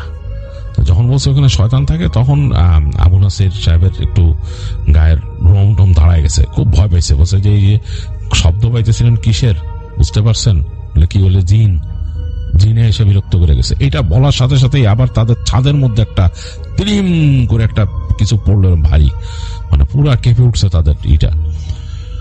তো ভয় পেয়েছে, আবার দোয়া পড়লো। আব্দুল মালিক সাহেব জোরে জোরে দোয়া পড়লো, বললো, ঘুমান ঘুমান, আজকে রাত্রে আর করেন না, গা বন্ধ করে ঘুমান। যাই হোক, দুজনে দোয়া পড়ে ঘুমাইলো। এক পর্যায়ে ঘুম আসে না এক সময় আসলো আবু নাসির সাহেবের। তো পরদিন সব ফজরের পরে ঘুম ভাঙছে, তাড়াতাড়ি উঠে যে নামাজ কালাম পড়লো। নামাজ কালাম পড়ে আব্দুল মোতালেব সাহেব বলতেছে যে, ভাই কি ব্যাপার, কি বলতেছিলেন রাত্রে? যা বলছে শুনছেন, এগুলো নিয়ে এখন আর এখানে বেশি আলাপ করেন না, জায়গা ভালো না এসেই, আর এইখানে রাত্রেবেলা আর হাইটেন না খুব একটা, এরকম ঠিক না। তো যাই হোক, তো ওই দিন দিনের বেলা তারা এটা ওইটা করলো। আবু নাসির সাহেবের একটু ভয় লাগতেছিল ওই দিন, এবং ওই দিন কি জানি আলাপ করলো, যে মিশরীয় যে লোকটা ছিল সে আব্দুল মোতালেব সাহেবের সাথে কি আলাপ করছে, মানে তারাও কোনো শব্দ পাইছে এখানে, তাদের এখানে কোনো শব্দ হয়েছে। তো এরপর দিন থেকে হলো কি, মাঝে মাঝেই মানে দু একদিন গ্যাপে গ্যাপেই শব্দ পাইতো। এই আবু নাসির সাহেব শব্দ পাইতো, মনে হইতো তাদের এই ট্রেলার হোমের সামনে যে রাস্তা আছে ওইটা দিয়ে এরকম বাচ্চারা যাইতেছে হাসি খুশি ভাবে, মানে কি বলতে বলতে, হ্যাঁ হাসি করতেছে এরকম। হঠাৎ আবার ঢিল এসে পড়তো তাদের ট্রেলার হোমে। আবু নাসির সাহেব এই কথাগুলা বলতো আব্দুল মোতালিব সাহেবরে। ও ডাকলে, রাতের বেলা ডাকলে শুনতোই না তিনি। তো তাকে পরে বলতো যে, রাত্রেবেলা আমি শব্দ পান না এসেই, তো বলতো, জিন্নাত। বলছি তো এগুলো জিন্নাত, খবরদার ঘুইলা কিন্তু দেখতে যায় না কিছু না। আবু নাসির সাহেবের কেন জানি মনে হয়েছে যে এগুলো আসলে কোনো মানুষ, মানে হঠাৎ এরকম কয়েকদিন শোনার পর তার কাছে মনে হয়েছে এগুলো মানুষ। এই মরুভূমির আশেপাশে কোনো বেদুইনরা থাকে, এরা রাত্রেবেলা, তিনি অনেকের কাছে শুনছেন যে বেদুইনের যে বাচ্চারা থাকে তারা একটু দুষ্ট হয়, তারা নাকি মানুষকে মানে বিরক্ত করে, ইট মারে, ঢিল মারে, এগুলো তিনি শুনছেন। তো তিনি এগুলো শোনার পর তিনি মনে করছেন যে এগুলা এরাই কেউ খামাখাই মানে ওনারে ভয় দেখায় আব্দুল মোতালেব সাহেব। তো তিনি আবার এরকম কয়েকদিন যাওয়ার পরে তিনি আবার বেরোনো শুরু করলেন, এই বাইরে হেঁটে হেঁটে বেরোন, এদিক এদিক যান, তবে একটু ভয় থাকেন। তিনি একটা লাঠি নিয়ে যান, ওখান থেকে বেরোনোর সময় একটা লাঠি ম্যানেজ করছেন, লাঠি নিয়ে তিনি যান, যে ওই যে গম ক্ষেতের ওখানে যান, ঘুরে ঘুরে আসেন। আবার তাদের এই যে পার্কটা ছাড়া একটু সামনে যে ওই পর্যন্ত যান না, যেহেতু তাকে ওই যে খামার সম্বন্ধে ভয় দেখাইছে পর্যন্ত যান না। তো একদিন তিনি এরকম হেঁটে আসতেছেন রাতের বেলা, তার ভয় মোটামুটি কেটে গেছে, এর মধ্যে তিনি আর ওগুলা ওই বাচ্চাদের শব্দ খুব একটা পান নাই। তো ওই দিন বেশ ঝড়ো বাতাস ছাড়ছে, বাতাসটা তার কাছে ভালো লাগতেছে, মানে দেশে অনেক সময় কালবৈশাখী আসলে যেরকম লাগতো ওইরকম তার কাছে মজা লাগতেছে। তো তিনি আর ঢুকতেছেন না ঘরে, তিনি হেঁটে হেঁটে ওই গম ক্ষেতের ওখান থেকে সামনে চলে আসছেন। দেখতেছেন যে বাতাসে বালি উড়াই নিয়ে যেতেছে দিকে, এবং এই বালি যে উড়ে যেতেছে বালির একটা শব্দ হইতেছে শোঁ। আর তারপর দেখলেন এই বালির সাথে অনেকগুলা ঘোড়া এবং কালচে ঘোড়া সব দৌড় দিয়ে তাদের যে উটের খামার ওদিকে যেতেছে। তো তিনি অবাক হয়ে গেলেন, আরে এই ঘোড়া কোত্থেকে আসছে, খামারে কই যেতেছে। তিনি চিন্তা করলেন এই রাত্রেবেলা তিনি আব্দুল মোতালেব সাহেবরা ডাকবেন কিনা চিন্তা করতেছেন। তারপর তিনি নিজেই চিন্তা করলেন আমি সামনে যাই, কি ব্যাপার। ওইসব মানে ভয় তার মাথার থেকে চলে গেছে, তার মাথায় আসছে যে ঘোড়াগুলা কোত্থেকে আসছে, অনেকগুলা ঘোড়া দৌড় দিয়ে তাদের এই যে উটের খামারে ওখানে ঢুকছে। তো তিনি দৌড় দিয়ে সামনে গেলেন, সামনে যেয়ে দেখলেন যে ঘোড়াগুলা খামারের মধ্যে ঢুকে গেল ওই দরজা ঠেলে, ওখানে তাদের যে খামারে দরজাটা ঠেলে ঢুকে গেল। তিনি মনে হারি এই দরজা কি কেউ লাগায় নাই, মানে ফেন্সের মধ্যে একটা দরজা থাকে ওইটারে শিকল দিয়ে পেঁচায় দেয়। তো ও দেখলেন যে ওইটার মধ্যে ঢুকে গেল এই উটের খামারের মধ্যে। আশপাশ থেকে বাতাস বইতেছে, চরম ভাবে বাতাস বইতেছে, মানে ধুলা উড়াই নিয়ে যাচ্ছে এক পাশে, আর এই যে ঝোপঝাড় গুলা এগুলা বাতাসে কাত হয়ে যেতেছে। তো এর মাঝে তিনি ঠিক মতো দেখতেও পারতেছেন না, তিনি বুঝলেন যে ঘোড়াগুলো এখানে ঢুকছে সবগুলা। তো তিনি কি মনে করে চিন্তা করলেন যে একবার দেখি মানে এই ঘোড়াগুলা কিসের, ওখানে কোত্থেকে আসছে, কোন অন্য কোনো ফার্মতে চলে আসছে নাকি ঘোড়ার ফার্ম আছে নাকি আশেপাশে। এই চিন্তা করে তিনি দৌড় দিয়ে গেলেন ফেন্সের কাছে, উটের ফার্মের ফেন্সের কাছে, যে তিনি দেখতেছেন উটগুলা শব্দ করতেছে কেমন জানি, এবং এক কোণার মধ্যে মনে হইতেছে কতগুলা ঘোড়া দাঁড়ায় আছে, এবং এগুলো কালো রঙের, এবং আকাশে বজ্রপাত চমকাইল, এবং আকাশের বজ্রপাতের যে নীল আলোয় সে দেখতেছেন কালো কুচকুচে কতগুলো ঘোড়া দাঁড়ায় আছে উটগুলার আশেপাশে। উটগুলা এদিক ওদিক সরে গেছে এবং কেমন জানি একটা ডাকতেছে, মনে হচ্ছে ভেঙে চুরে চলে যাবে ওখান থেকে। এর মধ্যে তিনি শব্দ পেলেন, একটা বাচ্চা শব্দ করে কাঁদতেছে জোরে জোরে। তিনি বলেন আরে বাচ্চা শব্দ করে কাঁদতেছে মানে। তখন তিনি আরেকটু ভিতরে ঢুকলেন, 2 পা ঢুকে দেখতেছেন একটা বাচ্চা বসে আছে, তার গায়ের মধ্যে একটা আলখাল্লার মতো এরকম পরা, সে কাঁদতেছে মুখটা ঢেকে, খুব ভয় পেয়ে যেভাবে কাঁদে কোনো বাচ্চা সেরকম। তিনি অবাক হয়ে গেলেন যে এই বাচ্চা এখানে আসছে কেমনে, এই ঝড়ের মধ্যে এই বাচ্চা। তার মাথার মধ্যে আসলে সেন্সে আসছে যে কোনো একটা বাচ্চা হয়তো পথ হারায় এখানে আসছে, মানে কিশোর আর কি, ওখানে কাঁদতেছে ভয়ে। তো তিনি তাড়াতাড়ি সামনে গেছেন, যে তিনি ওই ভাঙা ভাঙা আরবিতে বলতেছেন কি হয়েছে। তো বাচ্চাটা তার এই মানে কি হয়েছে শুনে মনে হলো যে সে আরো মানে হয়ে গেছে, আরো আবেগ আপ্লুত হয়েছে, সে আরো কাঁদতেছে, জোরে জোরে কাঁদতেছে। তো তিনি একদম কাছে চলে আসলেন, কাছে এসে বাচ্চাটার পিঠে হাত দিয়েছেন। তিনি পিঠে হাত দিয়ে বলতেছেন যে অসুবিধা নাই, আসো তোমাকে নিয়ে যাই, তুমি কোথায়, তুমি কি হারায় গেছো, এরকম বলতেছে, মানে যতটুকু তিনি পারেন ভাঙা ভাঙা আরবিতে। এই সময় দেখলেন যে বাচ্চাটা হঠাৎ করে মুখ তুললো। বাচ্চাটার মুখটা দেখে তিনি প্রচন্ড রকমের ভয় পেয়ে গেলেন। দেখলেন যে মানুষের মতোই চেহারা, কিন্তু চোখ দুটা জ্বলতেছে, চোখ দুটা জল জল করে জ্বলতেছে। তারপর ফিক করে হেসে দিল তাকে দেখে, ফিক করে হেসে সে আলখাল্লা ছেড়ে উঠে দাঁড়াইলো। তিনি দেখলেন তো বাচ্চা না, এটা লম্বা একটা মানুষ এরকম, এবং মানে মানে হাইট হবে 8 ফিটের উপরে, এরকম বড় একটা আলখাল্লা শরীর থেকে এরকম ঝুলতেছে, এবং তাকে দেখলাম হাসতেছে। তিনি তাকায় দেখলেন যে হাতের যে আঙুলগুলা এগুলো লম্বা লম্বা চোখা চোখা, মুখ ভর্তি দাঁত, হা করছে যে মুখ ভর্তি দাঁত। তার দিকে তাকায় 2 হাত বাড়ায় প্রচন্ড একটা তীক্ষ্ণ চিৎকার করে উঠলো। আবু নাসির সাহেব ভয় একদম পিছায় গেছেন 2 পা। এর মধ্যে তিনি শুনলেন যে প্রচন্ড হাসির শব্দ, মনে কতগুলো কিশোরী হাসতেছে। তিনি ফট করে তাকায় দেখতেছেন ওই যে ঘোড়া দাঁড়ায়, দেখছিলেন যে ঘোড়া দাঁড়ায় আছে কতগুলা, সেই জায়গায় ওইরকমই আলখাল্লা পরা কতগুলো কিশোরী দাঁড়ায় হাসতেছে তাকে দেখে। এবং তাদের চেহারাগুলো তিনি বুঝতে পারতেছেন না, চোখগুলা বুঝতে পারতেছেন জল জল করতেছে। উটগুলা প্রচন্ড শব্দ করা শুরু করলো, প্রচন্ড ডাকা শুরু করলো। তিনি প্রচন্ড ভয়ে পড়িমড়ি করে উল্টা দিকে দৌড় দিলেন, মানে দৌড় দিয়েছেন তো তিনি পড়ে যেতে যেতে দৌড়াচ্ছেন। দৌড়াইতে তিনি এসে দেখলেন যে তিনি যে খামারে ঢুকছেন এই দরজা কিন্তু খোলা ছিল না, লাগানো, শিকল মারা। তিনি কিভাবে ঢুকছেন সেটা তিনি জানেন না, এবং এরাও কিভাবে ঢুকছে তিনি জানেন না। তিনি লাফায় পড়লেন এই খামারের দরজার উপরে, মানে ফেন্সের মতো গেট, তো তিনি ওইটার উপর দিয়ে মানে টপকায় বের হয়ে গেলেন। বের হয়ে যেয়ে তিনি দৌড়ানো শুরু করলেন। এদিকে কিন্তু বজ্রপাত চমকাইতেছে, আকাশে বারবার আলোকিত হয়ে যাচ্ছে, চারপাশে ধুলা উঠতেছে। দৌড়াইতে যে তিনি যে পড়লেন তার যে ট্রেলার হোম সেই দরজার উপরে, কোনো মতো খুলে ভিতরে ঢুকলেন। দেখলেন যে তখন আব্দুল মোতালেব এসে উঠে দাঁড়াইছে, দাঁড়ায় বলতেছেন যে আপনার শিক্ষা হবে না আবু নাসির, শিক্ষা হবে না আপনার। তখন বলতেছে যে তিনি বলছে আমারে বাঁচান বলে কি হয়েছে। বলে ওইখানে এরকম দেখছি। দেখবেনই তো আপনি, আপনার কতদিন মানা করছি যে আপনি উটের খামারের ওখানে সাবধান, ওখানে যাবেন না। আর এখন যে ঝড় বৃষ্টি আসতেছে ওখানে খারাপ, আপনার বলছি না, আপনি বাইরে যাওয়া আবার শুরু করছেন। যাই হোক, বকা দিল আব্দুল মুতালেব সাহেব, বকা দিলেন, দিয়ে বললেন যে আপনার জন্য তো আমরা বিপদে পড়বো এখানে, কি ডাইকে আনতেছেন আপনি এখানে। তো বললো যে আপনারা যান তাড়াতাড়ি, আপনি নিজে যে অজু করেন, অজু করে নিজে শুয়ে পড়েন বিছনার মধ্যে। বলে আব্দুল মুতালেব সাহেব তাড়াতাড়ি দোয়া পড়তে পড়তে নিজের বিছনায় চলে গেলেন। আর আবু নাসের তাড়াতাড়ি যে ঢুকলেন বাথরুমে। তো বাথরুমে ঢুকে তিনি ওখানে তাদের ওখানে পানি তোলা থাকতো একটা ড্রামে আর কি। তো সেই ড্রাম থেকে পানি নিয়ে তিনি মুখ ধুইছেন। মুখ ধুয়ে তিনি জাস্ট বাথরুমে যাবেন আর কি, তাদের কমোডের দিকে যাবেন আর কি। এই সময় দেখে যে কমোডের পিছনে যে ভেন্টিলেটরটা আছে, ভেন্টিলেটরতে একটা লম্বা হাত ঢুকছে। হাতটা এত লম্বা যে ওই ভেন্টিলেটর থেকে একদম তার ওই কমোডের ওইখান পর্যন্ত চলে আসছে। তো তিনি ভয়ে প্রচন্ড একটা চিৎকার দিয়ে উনি জ্ঞান হারায় ফেলেন ওইখানে। তো তার যখন জ্ঞান ফিরে, তখন তিনি দেখেন যে তিনি বিছনায় শুয়ে আছেন। আব্দুল মুতালেব সাহেব তার মুখের দিকে তাকায় আছেন, ঝুঁকে আছেন, পানি ছিটাইছেন তার মুখে এবং দোয়া পড়তেছেন। তখনও বলে ঠিক আছেন নাকি? তো তখন তিনি বলেন যে হ্যাঁ ঠিক আছি। তো ওটা কি হয়েছে, বেহুছিলেন কেন, কি দেখছেন? বলে যে এরকম বুঝছি, ভেজাল ভালোই নিয়ে আসছেন। তো যাই হোক, ওই দিন ওনার সাথে ওই গভীর রাত, তখন রাতের বেলা ঝড় বৃষ্টি হয় এবং ওনার পাশে আব্দুল মুতালেব সাহেব জেগেছিলেন, সারা দোয়া দুরুদ পড়ছেন তিনি। একটা ওয়াজিফার বই ছিল, ওইটা পড়ছেন। আর উনি বুঝতে পারেন না, আবু নাসির সাহেব আসলে ভয়ে এমন হয়ে গেছিলেন যে অন্য একটা জগতে চলে গেছিলেন। তিনি বুঝতেই পারেন না আর কি ঘটতেছে। তিনি জাস্ট আবছা ভাবে তার শুধু মনে আছে যে আব্দুল মুতালেব সাহেব ওখানে বসে একটা ওয়াজিফা পড়তেছিলেন।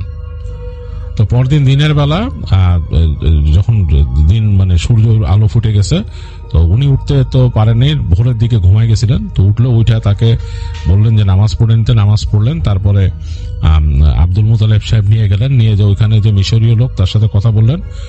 সে এসে এখানে রুকাইয়া পারফর্ম করলো। তিনি নাকি আবার এসব ব্যাপারে ভালো জানেন।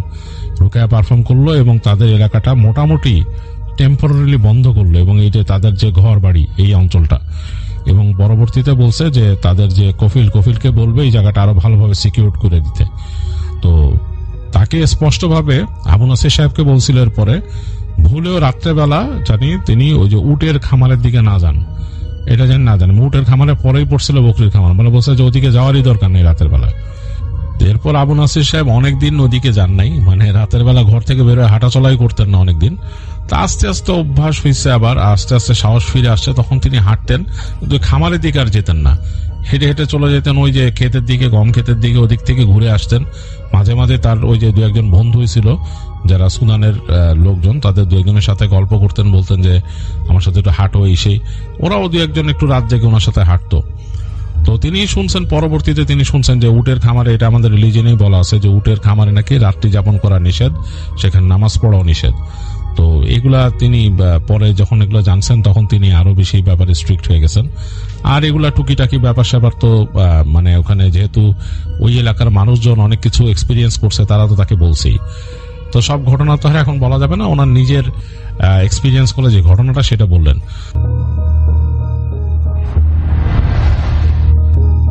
ঘটনাটা 2 বছর আগের। জাহিদ ভাইয়ের পরিচিত একজন অসুস্থ ছিল, তো তার কাছে চার্চের টাকা আছে কিছু, সেই টাকাটা পৌঁছে দিতে বলেছিলেন।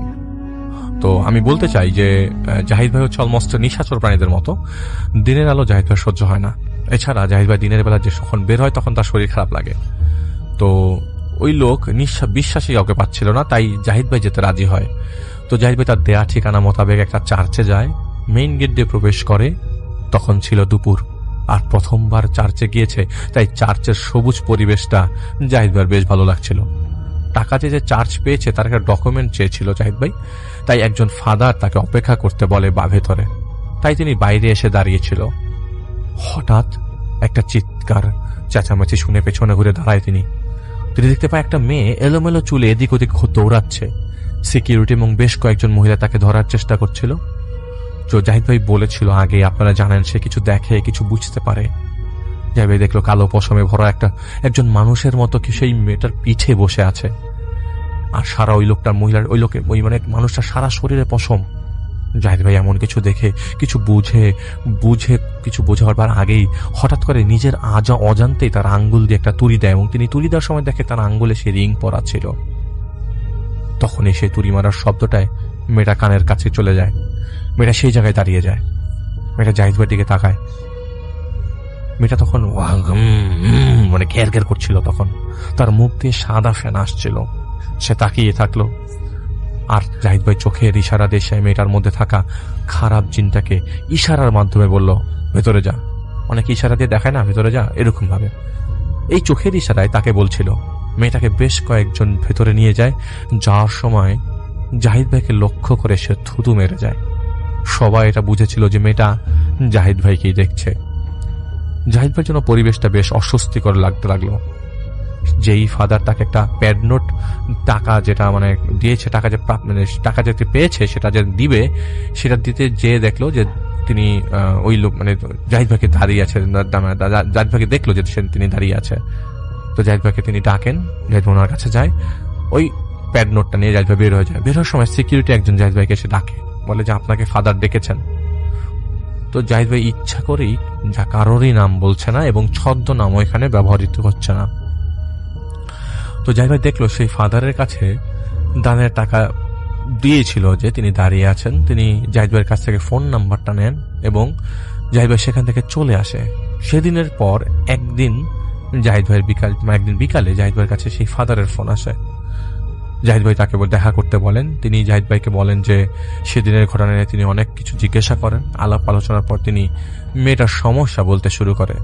মেয়েটার নাম হচ্ছে মারিয়া, বয়স 23 বছর। মাস তিনেক আগে সে তার 2 বান্ধবীকে নিয়ে একটা সিমেট্রিতে ঘুরতে গিয়েছিল, ঢাকা শহরের একটা সিমেট্রি। সেখানে মারিয়া তার দাদির গ্রেভে মানে কবরে ফুল দিতে গিয়েছিল, যেহেতু তার দাদি মারা গিয়েছিল অনেকদিন আগে। আসলে তারা গিয়েছিল কিছু ফিল করতে, অনুভব করতে। মারিয়া এবং তার বান্ধবীরা আত্মার সাথে কমিউনিকেট করার জন্য প্ল্যান চ্যাট করে সেখানে। মূলত তারা গোল হয়ে বসে, তারা প্রত্যেকের হাত ধরে কিছু মন্ত্র বা যাই হোক পাঠ করছিল, যেটা কারোরই কনসার্ন না। তখন মাগরিবের আজান দিতে 20 মিনিট বাকি। হঠাৎ করেই তারা শীত শীত অনুভব করতে থাকে। তাদের মনে হচ্ছিল কেউ তাদের দিকে তাকিয়ে আছে। আর ঠিক সেই সময় সিমেট্রির গার্ড তাদের বের হয়ে যেতে বলে। তারা তখন সেখান থেকে ফিরে আসে যার যার বাসায়। মারিয়া তার ঘরে ঢুকে দেখতে পায় তার বই খাতা, বিছানার চাদর বালি সবকিছু এলোমেলো হয়ে আছে। আর দেয়ালে জল ছাপের মতো একটা লেখা আছে। লেখাটা ছিল, তুই মরবি। এটা দেখে সে ভয় পেয়ে দৌড়ে সে ঘর থেকে বের হয়ে যায়। বাবা মাকে ডেকে তাদের রুমে নিয়ে আসে। তারা এসে ঠিকই দেখেন ঘরে এলোমেলো, কিন্তু দেয়ালে কিছুই লেখা ছিল না। আর তখন তার এক বান্ধবী যে সিমেট্রিতে ছিল সে মারিয়াকে ফোন দেয় এবং সেই কথাগুলোই বলে, যে অবস্থা মারিয়ার বাসার মধ্যে ছিল। কিন্তু তফাৎ ছিল, সেই বান্ধবী দেয়ালে কোনো জল ছাপ ছিল না। সেদিন রাতে মারিয়া ঘুমিয়েছিল। মারিয়া স্বপ্নে দেখতে লাগলো মারিয়ার মা মারিয়ার ঘরে ঢুকে সে মারিয়ার বিছানার চারিপাশে ঘোরাফেরা করছিল এবং বিড়বিড় করে কিছু পড়ছিল। আর তখন মারিয়ার ঘুম ভেঙে যায় এবং মারিয়া দেখতে পায় তার মা বাস্তবেই ওর বিছানার চারপাশে ঘুরছে। মারিয়ার মা বলে, যখন ডাক দিল সেই মূর্তিটা থেমে যায়। মা বলে যখন ডাক দিল, মারিয়ার মা কি তার মাকে মারিয়া যখন মা বলে ডাকতো, তখন সে মূর্তিটা থেমে যায়। মারিয়ার দিকে তাকায়। মারিয়া ভয়ে শক্ত হয়ে যায়, নাড়াচাড়া করতে পারছিল না। তখন সেই ছায়া মূর্তিটি মারিয়ার গলা চেপে ধরে বিছানা থেকে তুলে দেয়ালে ছুঁড়ে মারে। আর তখন মারিয়ার আর কিছু মনে ছিল না। সকালে মারিয়ার ঘুম থেকে ঘুম ভাঙে। মারিয়ার মা ওর সেবার করছিল। সেই রাতে ঘটনা সে তার মাকে বলে এবং বলে দেয় তারা কি করেছিল সেদিন বিকালে। এটা শুনে মারিয়ার মা মারিয়াকে খুব বকাঝকা করে এবং সেদিন তাকে একজন ফাদারের কাছে নিয়ে যায়। ফাদার তাকে তাদের মতো করে ঝাড়ফুঁক দিয়ে দেয়, সাথে ছোট একটা হলি ক্রস দিয়ে দেয় গলায় পরার জন্য। সেদিন রাতে মারিয়ার ঘুম ভেঙে যায় গরমের কারণে। মারিয়া উঠে বসলো। সে টের পায় কিছু একটা তার পেটের উপর বসেছিল, যা উঠে বসার কারণে বিছানায় কাত হয়ে অন্ধকার থাকায় সে বুঝতে পারেনি। সে শুনতে পাচ্ছিল কুকুর যেভাবে পানি খায় সেভাবে পানি খাওয়ার শব্দ আসছিল। সে আলো জ্বালিয়ে দেখতে পায় কুচকুচে কালো বর্ণের একটা মানুষ এক হাতে রক্ত নিয়ে সেই রক্ত চুমুক দিয়ে খাচ্ছে। আর তার সামনে কয়েকটা ছাগলের মাথাহীন শরীর পড়ে আছে, আর মাথাগুলো মারিয়ার বিছানায় পড়ে আছে। এটা দেখে মারিয়া চিৎকার করে চোখ বন্ধ করে আর তার মা বাবাকে ডাকে। কেউ শুনছিল না। মারিয়া শুনতে পায় ভয়ানক একটা কণ্ঠে তাকে সেই কালো মূর্তিতে বলছে, চুপ। অন্ধকারে সে দেখতে পায় সেই মূর্তিটি দাঁড়িয়ে আছে। তার কাছে এসে বলে, তুই মরবি, তোকে মরতে হবে, তোকে নিতে এসেছি আমি। তখন সে মারিয়ার গলা থেকে হলি ক্রসটা ছিঁড়ে নিয়ে ফেলে এবং মারিয়াকে দেখিয়ে বলে, তোকে কেউ বাঁচাতে পারবে না।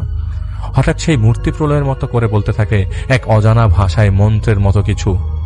কিভাবে লিখবে জাহিদ ভাই জানেন না। এমন হয়ে পড়ছিল যা শুনে মারিয়া নিজের উপর কন্ট্রোল হারিয়ে ফেলে। সেই মন্ত্র পাঠের সাথে সাথে মারিয়া দুলছিল তাল মিলিয়ে। মারিয়ার মনে হচ্ছিল ওর ডান হাতের তালুটা কেমন গরম লাগছিল। মারিয়া তাকিয়ে দেখে সেই নিকোষ কালো মূর্তিটা ওনার ডান হাতের তালুর চামড়া যেভাবে কসাইরা চামড়া তুলে ফেলে, সেইভাবে ওর ডান হাতের তালুর চামড়া তুলে ফেলে। এটা সে সহ্য করতে না পারে জ্ঞান হারিয়ে ফেলে। 2 দিন পর জ্ঞান ফেরে হাসপাতালের বেডে। পাশেই ওর মা, ওর হাতে ব্যান্ডেজ করা ছিল। জ্ঞান ফেরাতে তিনি মারিয়াকে জড়িয়ে ধরেন। উনি বলেন, কিরে মা, কি হয়েছে তোর? এমন করছিলি কেন তুই? আমরা তো তোকে কিছুই করি নেই, কিছুই বলি নেই, তুই কেন ঝাঁপ দিতে গেলি? আসলে মারিয়ার মা সকালে মেয়ের ঘরে যেয়ে দেখতে পান ওর হাতের তালু, বিছানা এবং ঘরের কয়েক জায়গায় রক্ত ভরা। তিনি দেখে চিৎকার দিয়ে উঠে ওর বাবাকে ডেকে নিয়ে আসে। মারিয়া হুট করে তা দেখেই উঠেই দৌড়ে বারান্দার রেলিং উঠে লাফ দেওয়ার চেষ্টা করে, কিন্তু মারিয়ার বাবাকে ধরে ফেলে। মারিয়া তার মাকে রাতে সব বলে। মারিয়ার বাবা একজন ফাদারের কাছে আবারও যান। সেই ফাদার মারিয়ার বাসায় যান, ওদের বাড়িতে পানি ছিটান। যখন মারিয়ার উপর তিনি পানি ছিটান, মারিয়া ঠিক তখনই ওর মুখ থেকে থুতু বের করে ছুঁড়ে মারে এবং মোড়ামুড়ি শুরু করে দেয়। হা হা করে তাচ্ছিল্য ভরা হাসিতে সে হাসতে শুরু করে। তো ফাদার তাকে জিজ্ঞেস করে, কে তুমি? কেন এই মেয়েটাকে কষ্ট দিচ্ছ? তখন সে ঘের ঘের কণ্ঠ বলে, আমি আমার পরিচয়ে জানার যোগ্যতা তোর নেই, কিন্তু আমি জানি তুই কে। তোর মায়ের নাম হীরামন, আর তুই হচ্ছিস কচুরিপানা। বললে সে থুতু মারতে থাকে। চলে যা, তোর উপরে যারা আছে তাদের ডেকে নিয়ে আয়। ফাদার তো যখন মেয়েটাকে বলে তোমার ছেড়ে দিতে হবে, তখন সে উত্তর দেয়, হ্যাঁ ছেড়ে তো দিবই, আগে মেরে ফেলবো তারপর ছাড়বো। তারপর যখন ওর শরীরের ভেতরে থাকা পোকাগুলা ওর মরা শরীর খেয়ে খাবে, খেয়ে বড় হবে, তখন সেই পোকাগুলা খাবো বলে সে আবারও হাসি শুরু করে দিল। এরপর সে বলে, আমাকে খোঁচানোর জ্বালা সইতে পারবি না, চলে যা পাদ্রী, নাহলে তোর মা কোথায় থাকে আমি তা জানি। পরে ফাদার আর বেশ কিছুক্ষণ ঝাড়ফুঁক করে সেই বদ জিনটাকে সরিয়ে দেয়। ফাদার যাওয়ার সময় বলে, এই জিন কিন্তু আবার ফিরে আসবে, আপনার সিনিয়র কাউকে দেখান।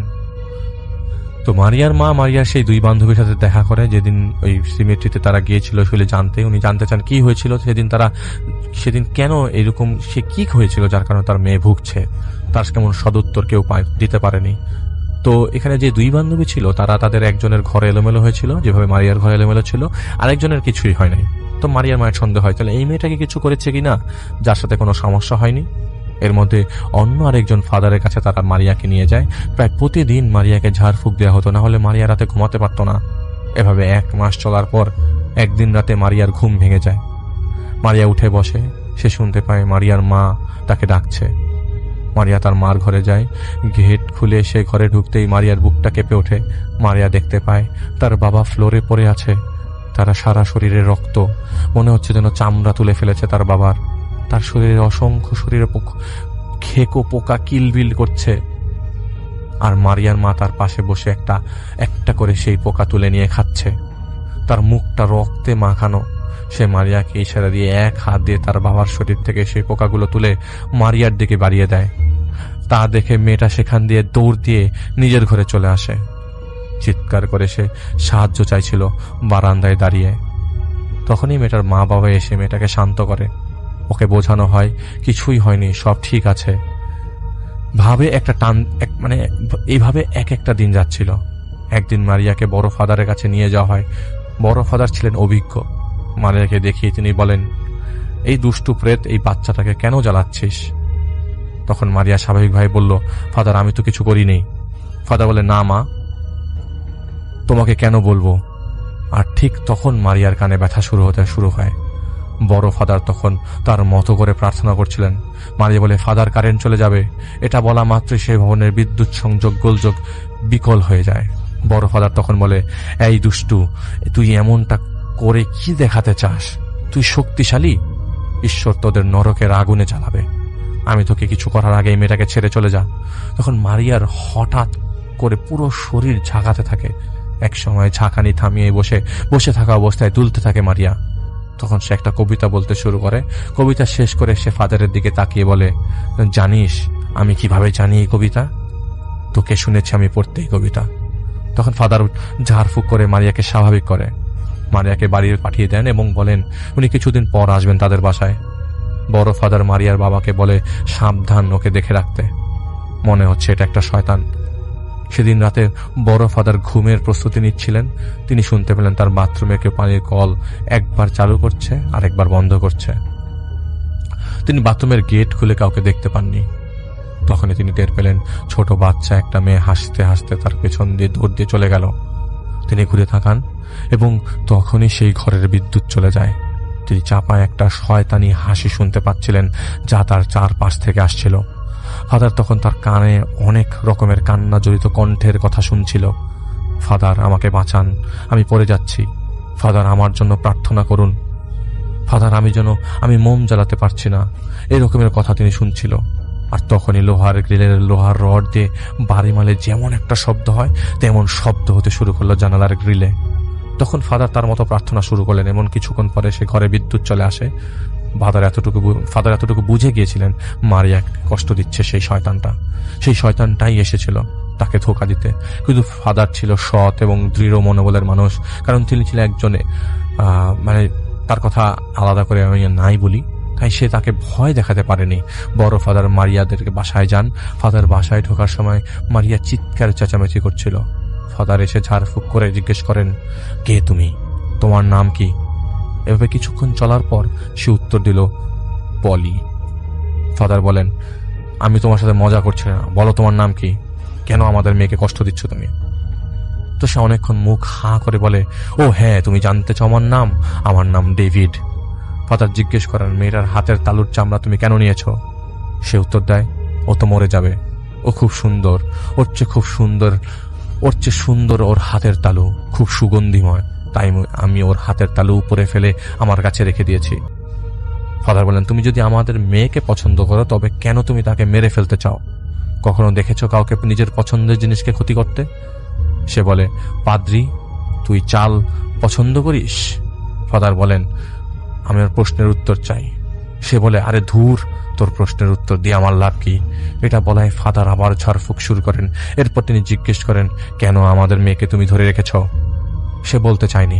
অনেক জোরাজুরি করার পর সে বলে, সাঁঝের বেলায় আমিও ঘুমাচ্ছিলাম, ও আমাকে জাগিয়েছে, আমন্ত্রণ করেছে, এসে দেখেও চলে যাচ্ছে। ওর পিছু নিয়ে ওর বাসা পর্যন্ত যাই, ওর ঘরে ঢোকার আগেই আমি ওর ঘরে যাই। এত সুন্দর ঘর আমার ভালো লাগেনি, ওলট পালট করে দিয়েছি। বাইরে আজানের শব্দে আমার খুব কষ্ট হচ্ছিল, যন্ত্রণা পাচ্ছিলাম, মনে চাচ্ছিল টেনে ছিঁড়ে ফেলতে মারিয়াকে, কিন্তু হাতের কাছে পাইনি, তাই আমি ওকে ধরে ফেলেছি। পাদ্রি, আমি কোথাও যাব না, কেউ আমাকে কিছুই করতে পারবে না। তখন ফাদার ঝাড়ফুঁক দিতে শুরু করেন এবং এক পর্যায়ে মারিয়ার কালো বমি শুরু হয়। বমির সাথে সাথে সে মৃত শরীরের খেকো পোকাগুলো বেরিয়ে আসতে শুরু করে। এতটা বমি আর এত পোকা দেখে সহ্য করার মতো পরিবেশ ছিল না। সেই বমি থেকে একটা উটকো বাজে গন্ধ চারদিকে ছড়িয়ে পড়ে। সে বলতে থাকে, পাদ্রি থাম, না থামলে মারিয়ার কলিজা টিপে দেব। বড় ফাদার থামেন, বড় ফাদার বলে যে না, আমি থামবো না। তিনি ঝাড়ফুঁক করতে লাগলেন এবং এক সময় মারিয়া বেহুশ হয়ে যায়। সেদিন থেকে এক সপ্তাহ মারিয়া ভালো ছিল এবং একদিন মারিয়া আয়নার সামনে দাঁড়িয়ে কিছু করছিল। মারিয়া লক্ষ্য করে আয়নায় ও বসে আছে, কিন্তু আসলে তখন মারিয়া দাঁড়িয়ে ছিল। হঠাৎ আয়নায় মারিয়া কিছু একটা চিবাতে শুরু করে, আর ঠিক তখনই সে টের পাচ্ছিল সে মুখে কিছু চিবাচ্ছে, আর তীব্র যন্ত্রণা তার মুখের ভেতর এবং ঠোঁটের পাশ দিয়ে রক্ত দিয়ে বের হয়ে শুরু করে। সে আয়নায় দেখতে পায় আয়নার মধ্যে থাকা মারিয়া জিভ বের করে, কাঁচ দিয়ে জিভ কেটে বের করে ফেলেছে। আর তা দেখে চিৎকার দিয়ে দৌড় দিয়ে সেই ঘর থেকে পালিয়ে যায়। ওর মুখ রক্তাক্ত ছিল। হাসপাতালে নেওয়ার পর দেখা যায় জিভ এবং মুখের ভেতর কেটে গেছে বিভিন্ন জায়গায়। আপনারা যারা ওই মৃগী রোগীর, তাদের কিন্তু মাঝে মধ্যে এরকম দেখা যায় যে মৃগী রোগ যখন সিজার অ্যাটাক হয় তখন কিন্তু এরকম জিহ্বায় কামড় দিয়ে ফেলে। তো এই কন্ডিশনটা ওরকমই, জিভ কেটে গেছে ভিতরে, মুখের ভেতরে। ওকে সবসময় ঝাড়ফুঁক করা হতো, ঝাড়ফুঁক করলে সেই খারাপ জিন চলে যেত, আবার ফিরে আসতো কিছুদিন পর পর। এভাবেই চলছিল। এরপর ফাদার জাহিদ ভাইকে বলেন, বড় ফাদার ছাড়া ওরা বেশ কয়েক জায়গায় সাহায্য চেয়েছিল, কিন্তু এরকম কিছুদিন পর পর ফিরে আসতো সেই শয়তান। তো গতকাল যখন জাহিদ ভাই এখানে ছিল, তখন বড় ফাদার ঝাড়ফুঁক করছিলেন। এবং সেখান থেকে পালিয়ে যাওয়ার চেষ্টা করে। তো জাহিদ ভাই শোরগোল শুনে এসে দেখে মারিয়া দাঁড়িয়ে, মানে জাহিদ ভাই তখন দাঁড়িয়ে ছিল বাইরে, আর ওই মুহূর্তে ভেতরে বড় ফাদার ওই মেয়েটার ট্রিটমেন্ট করছিল। তো তখন এই পাদ্রি, মানে এই ছোট ফাদার এসে দেখে যে তিনি দাঁড়িয়ে আছে। তো ভেতরে যাওয়ার সময় জাহিদ ভাই মারিয়াকে বলতে শুনে ওই সুরটাকে বের করে দেয়, নইলে ভালো হবে না। পরে মারিয়া ঝাড়ফুঁকের সময় সমানে জাহিদ ভাইকে গালি দিচ্ছিল। সে অনেক কথা বলেছিল জাহিদ ভাইয়ের নামে। তো তাই সেই ফাদার এসেছে জাহিদ ভাইয়ের সাথে কথা বলতে। তো উনি বলছিলেন যে আমরা বিশ্বাস করি ঈশ্বর সাহায্য পাঠানোর সবার জন্যই। এরপর ফাদারের সাথে জাহিদ ভাইয়ের কথা হয় আরো, এবং জাহিদ ভাইয়ের ব্যাপারে তাকে বলে এবং তার কাছ থেকে মারিয়াদের ঠিকানা সংগ্রহ করে। ফাদার বিদায় নিয়ে সেখান থেকে চলে যায়। তো জাহিদ ভাই মতো চলে আসে এবং মনে হতে লাগলো জাহিদ ভাইকে কেউ ফলো করছে। তো জাহিদ ভাই শরীরে কাঁটা দিতে লাগলো, কিন্তু বেশ কিছুক্ষণ পর জাহিদ ভাই আর সেই জিনিসটা অনুভব করেনি। রাতে নাম ঠিকানা দিয়ে অপেক্ষা করছিল। তা তখন যা লিখেছে জাহিদ ভাই, তার সবকিছুই এমন ভাবে পাল্টে যাবে তা জাহিদ ভাই কখনো চিন্তা করেনি। জাহিদ ভাই ভেবেছিল যে শয়তান টাইপের কেউ হবে, কিন্তু বাস্তবটা ছিল অবিশ্বাস্য। উনি এসে প্রথমেই বলেন, মানে জাহিদ ভাইয়ের আমির, আল্লাহু ইয়াবসুতুরু রিজকি লিমান ইয়াশাউ মিন ইবাদিহি ওয়া ইয়াকুদিরুল্লাহ ইন্নাল্লাহা বিকুল্লি শাইইন আযীম। সূরা আনকুবাতের আয়াত 62। আল্লাহ তার বান্দাদের মধ্যে যাকে ইচ্ছা রিজিক প্রসারিত করে দেন, যাকে ইচ্ছা সংকুচিত করে দেন। নিশ্চিতভাবেই তিনি সবকিছুর ব্যাপারে অবগত। চাইলে কি কেউ কারো ভাগ্য ছেড়ে নিতে পারে? না, পারে না। তারা অজ্ঞ, জ্ঞানহীন। জিজ্ঞেস করে দেখো তো মারিয়ার বিদেশ যাওয়ার কোনো ইচ্ছে ছিল কিনা? জাহিদ আমির সাহেব বলছে, কারণ যে ওর ক্ষতি করেছে সে চেয়েছে মারিয়া যেন সফলতা লাভ করতে না পারে। কেউ তাকে জাগায়নি। কাফেরের স্বভাব মিথ্যা বলার। মেয়েটার বান্ধবী যে প্রথম দিন মারিয়াকে ফোন দিয়ে বলেছিল তার ঘর এলোমেলো, আসলে সে বানিয়ে বলেছিল এই কথা। আর ঘটনাচক্রে তার ফোন কলের কথাটা মিলে যায়। এখন কেউ যদি সন্দেহ করে জাদুটোনার, তবে যাতে সে নিরপরাধ মেয়েটাকে যেন নিরপরাধ হয় সেটাই তিনি ব্যবস্থা করেছিল। সে বান্ধবী জ্বলতো ওর সফলতা দেখেই। তাই সে বুদ্ধি করে ধীরে ধীরে ওদের প্রলুব্ধ করে আত্মা ডাকবার, যাতে করে সবাই এটা ধরে নিতে পারে আত্মা ডাকবার ফলে মারিয়ার এমন হয়েছে। সে একজন কাফের মানুষের কাছে যায়। কাফের লোক তাকে বলে সে মারিয়ার ভাগ্য বদল করে দিতে পারে। এজন্য মারিয়ার হাতের তালুর চামড়া লাগবে। তারা সেই দুষ্ট কাফের জিনের কাছে সাহায্য নেয়। তারা তার কথা মতো সেই সময়ে যখন তারা সিমেট্রিতে ছিল, তখন সেই মেয়ে মারিয়ার চুল সহ কিছু জিনিস সবার অগোচরে সংগ্রহ করে নিয়ে সেই কাফের মানুষের কাছে দিয়েছে, এবং এরপর মেয়েটার হাতের তালুর কিছু অংশ সেই জিন নিয়ে যায়। এগুলো গোমরাহ, ভুল, কেউ কারো রিজিক নিতে পারবে না। সেই জিন মারিয়াকে অসুস্থ করে দেয়। বিনিময়ে সেই মেয়ে কিছু তো অবশ্যই পেয়েছে। এখনো সময় আছে, যদি তারা চায় অবশ্যই আমরা সাহায্য করব। সেদিন রাতে তিনি চলে যান। সেদিন দুপুরে জাহিদ ভাই ফাদারকে ফোন দিয়ে জানতে চায় মারিয়ার অন্য দুই বান্ধবীর কথা, তারা কে কোথায় করছে, কি করছে। পরে ফাদার জাহিদ ভাইকে জানান মারিয়ার এক বান্ধবী স্কলারশিপ পেয়ে ইউকেতে চলে গেছে। মারিয়ার কন্ডিশন খারাপ হওয়ার ওরটা ওর বান্ধবীকে দেওয়া হয়, আর আরেক বান্ধবী তার মতোই পরে লেখা চালিয়ে যাচ্ছে। মানে মারিয়া স্কলারশিপের জন্য অ্যাপ্লাই করেছিল, সেটা হয়নি, সেটা নিয়ে গেছে মারিয়ার আরেক বান্ধবী। তো যাই বুঝতে পারে এই সেই মেয়ে যে স্কলারশিপ পাওয়ার জন্য এই কাজটা করেছে। তো যাই ফাদারের সাথে দেখা করে, ফাদারকে বুঝিয়ে বলে, কিন্তু এটা যে বান্ধবী করেছে তা জাহিদ ভাই এড়িয়ে যায়। তো জাহিদ ভাই মারিয়ার বাবার সাথে কথা বলে। এর মধ্যে কিন্তু মারিয়া ঠিক ছিল। 2 দিন পর সব প্রস্তুতি নিয়ে জাহিদ ভাই মারিয়াদের বাসায় যায়। আগে থেকে সেই বদ জিন মারিয়াকে ধরে রেখেছিল। জাহিদ ভাই ঘরে ঢুকে মারিয়ার সামনে বসেছিল। জাহিদ ভাই তাকিয়েছিল ওর দিকে। কিছু সময় জাহিদ ভাই কথা বলেনি, আর তখন সে বলতে শুরু করে, ভাব দেখাচ্ছিস, সেদিন তুই আমাকে আঘাত করেছিলি, আর আজ এখানে এসে পড়েছিস। শুন, আমি সব জানি কে তুই, কি করিস তুই একটা ধান্দাবাজ। এই পাদ্রী শুন, ও খারাপ উদ্দেশ্য নিয়ে এসেছে, তোদের ভুল ভাল কথা শোনাবে। তো ফাদার ছিলেন আর মারিয়ার মা বাবা ছিল ওখানে ওই মুহূর্তে। ফাদার ভদ্রভাবে তাকে কথা বলতে বলে। সে বলে, আচ্ছা, আমার কথার বিশ্বাস নেই। আমার দিকে তাকিয়ে বলে, এই তোর না হাতে ব্যথা, তুই না হাত বেঁধে রেখিস ব্যথা কমানোর জন্য? কি সত্যি বলছি না? এটা ঠিক জাহিদ ভাইয়ের হাতে একটা সমস্যা হয়, তার মানে এই না যে সে সবকিছু জানে। জাহিদ ভাই ইশারা দিয়ে ওর মা বাবাকে সরে যেতে বলে, মানে মারিয়ার মা বাবাকে, এবং জাহিদ ভাই কথা বলতে না দেখে সে বিগড়ে যায়। এবং যখন জাহিদ ভাইয়ের কাজগুলো জাহিদ ভাই শুরু করে, আলো বন্ধ করে দেয় এবং সেদিনের মতো চলে যায়। এরপর প্রায় কিছুদিন মারিয়ার আর সমস্যা হয় নাই। এর মধ্যে একদিন রাতে মারিয়ার মার ঘুম ভেঙে যায় কাকের ডাক শুনে। তিনি তার মেয়ের ঘরে দেখতে পান তার মেয়ে একটা কাক ধরে সেই কাকটাকে ছিঁড়ে ফেলে অবস্থায় খাচ্ছে। মারিয়া উঠে দাঁড়ায় এবং দেয়ালে ইশারা করে। ওর মা ভয়ার্তভাবে দেয়ালের দিকে তাকিয়ে দেখে একটা মানুষের মতো শরীর, রীতিমতো যেভাবে কসাইরা মাংস ঝুলিয়ে রাখে সেভাবে দেয়ালে ঝুলে আছে। মাথা চুল ছাড়া আর কিছুই নেই, মনে হচ্ছে দেহের চামড়াটা কেউ তুলে ফেলেছে। তিনি চিৎকার দিয়ে ঘর থেকে বেরিয়ে যান এবং ওর বাবাকে ডেকে আনেন। তিনি এসে দেখতে পান মারিয়া দেয়ালে নিজের মাথা নিজে ঠুকছে। ঘর ভর্তি সেই মৃত শরীর, খেকো সেই পোকাগুলো কিলবিল করছে। বারান্দার গেটে বাড়ি মারার শব্দ আসছে, গ্রিলে রড দিয়ে বাড়ি মারার শব্দ আসছে। তারা প্রার্থনা শুরু করে দেন মেয়েকে সেই ঘর থেকে বের করে নিয়ে আসেন।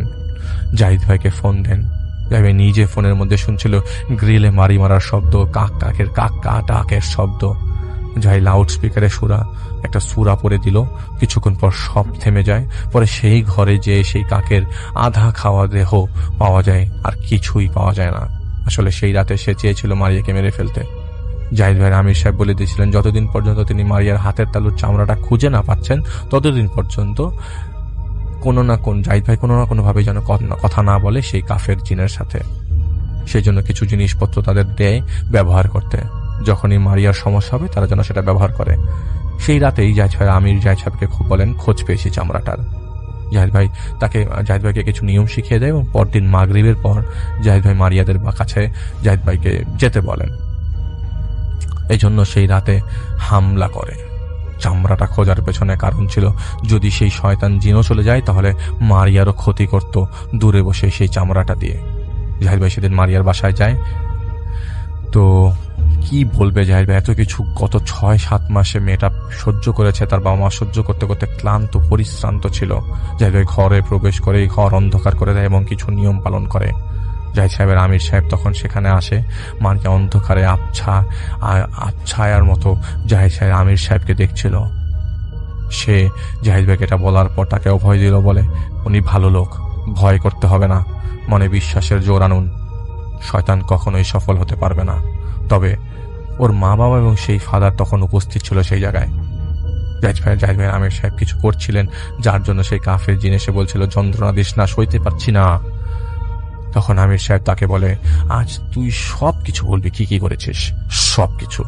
যদি না বলিস তবে এমন শিক্ষা আজ পাবি যা তুই কল্পনাও করিসনি। আসলে আমির সাহেবের কথা জাহিদ ভাই ছাড়া আর কেউ শুনছিল না।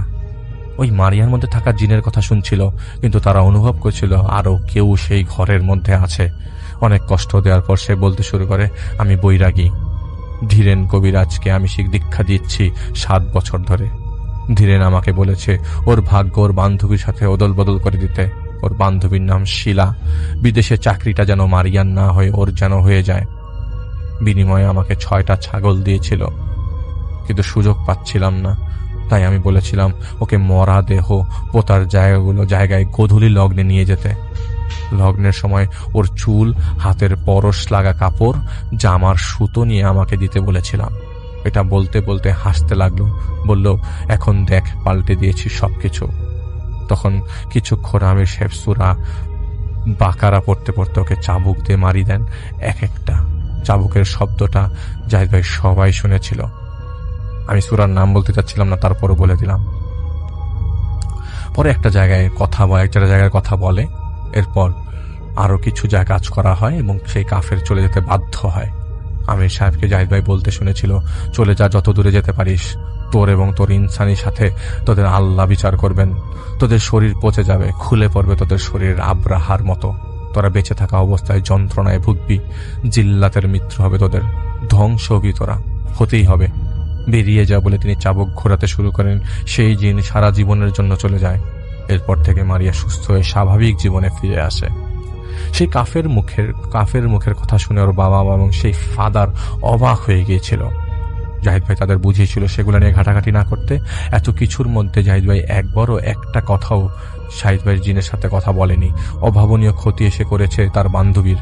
কেউ কারো ভাগ্য খারাপ করতে পারবে না বা বদল করতে পারবে না। এটা কুফর, এটা ভুল। নিজ প্রচেষ্টায় অগ্রসর হতে হয় আমাদের। তো জাহিদ ভাই জানে না তার বান্ধবী কেমন আছে, আর তাদের বাড়াবাড়ি করতেও দেয়নি। পরে মারিয়া দেশের বাইরে আরেকটা চাকরি পায়। তার বাবা মা তাদের মেয়েকে নিয়ে দেশের বাইরে পরে চলে যান। তো জাহিদ ভাই একটা মেসেজ দিয়েছে যে খারাপ কাজ করে যদি মনে করেন জিতে গিয়েছেন, তবে বলতে চাই আপনি জেতেননি। নিজেকে খারাপদের দলে অন্তর্ভুক্ত করে নিয়েছেন। আল্লাহ সব দেখেন, আল্লাহ সব জানেন। এটাই ছিল জাহিদ ভাইয়ের প্রথম স্টোরি। আমার হাতের টর্চ লাইটের আলোটা যখন পানির উপর স্থির হয়ে গেল, তখন আমি দেখলাম নৌকার গলুয়ের ঠিক পাশে পানির নিচ থেকে কুচকুচে কালো একটা হাত বের হয়ে লোহা কাটার মতো শক্ত করে আমার নৌকার কিনারটা চেপে ধরেছে।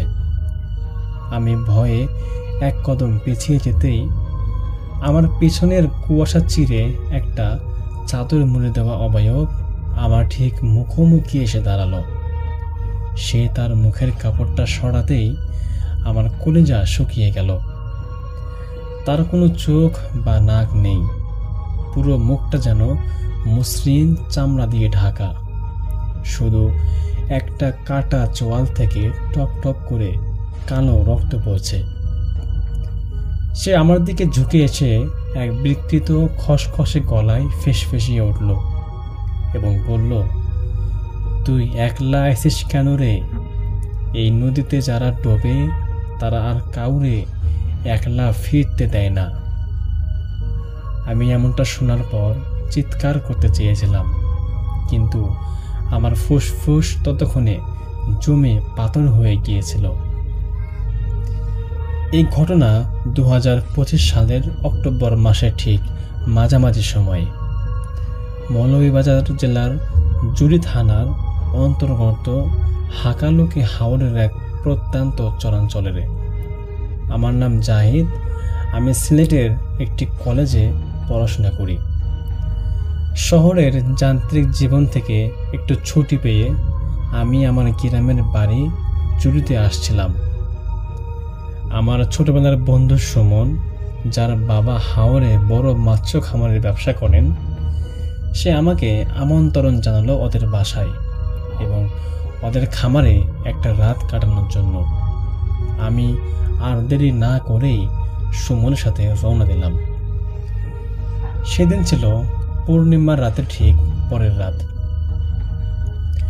আকাশ পরিষ্কার থাকার কথা থাকলেও মাঝরাতের পর থেকেই হাওরের ওপর এক অদ্ভুত ঘন কুয়াশা জমতে শুরু করে। রাত তখন আনুমানিক 1:15। খামারের ওয়াচ টাওয়ারের বসে আমরা চা খাচ্ছিলাম।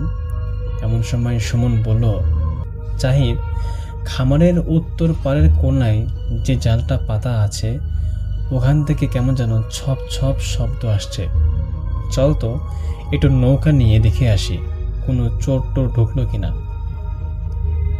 তো খামারের কর্মচারীরা ঘুমে কাদা হয়েছিল, তাই আমরা দুজনেই একটা ছোট কাঠের ডিঙ্গি বা নৌকা নিয়ে কুয়াশার ভেতর ভেসে পড়লাম। হাওরের পানি তখন একদম স্থির, ঠিক যেন কালচে আয়নার মতো চকচক করছে। যখন আমরা সেখানে উত্তর পাড়ে সেই জালের কাছাকাছি পৌঁছালাম, হুট করেই চারপাশে বাতাসটা একদম থমকে গেল। তীব্র একটা পচা আষ্টে গন্ধ আমাদের চারপাশটা গ্রাস করে নিল। সুমন নৌকার পিছনে বৈঠা বাইছিল। আমি সামনে টর্চ লাইট ধরে জালের দিকে তাকালাম, কিন্তু জালে কোনো মাছ বা চোর ছিল না, বরং পানির নিচ থেকে একটা কুচকুচে কালো কঙ্কাল সার হাত বের হয়ে আমাদের নৌকার কিনারটা খপ করে চেপে ধরল। সে হাতের নখগুলো ছিল অস্বাভাবিক লম্বা এবং ধারালো। আমি ভয়ে চিৎকার করে উঠলাম, সুমন, নৌকা ঘোড়া, পানির নিচে কি যেন একটা আছে, কিন্তু পিছন থেকে কোনো উত্তর এলো না।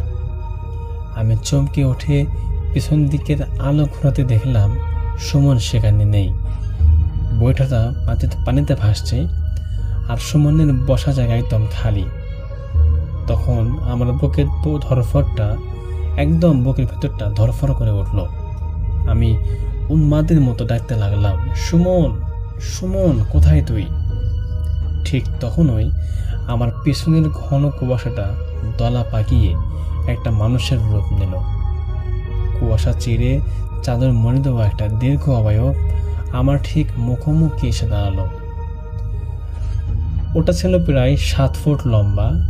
আমি ভয়ে এক কদম পিছিয়ে যেতেই ওটা তার মুখের উপর থেকে চাদরটা সরিয়ে নিল। ওটা কোনো না আছে চোখ, না আছে কান, না আছে মুখ। পুরো মুখটা মসৃণ ফ্যাকাশে চামড়া দিয়ে ঢাকা।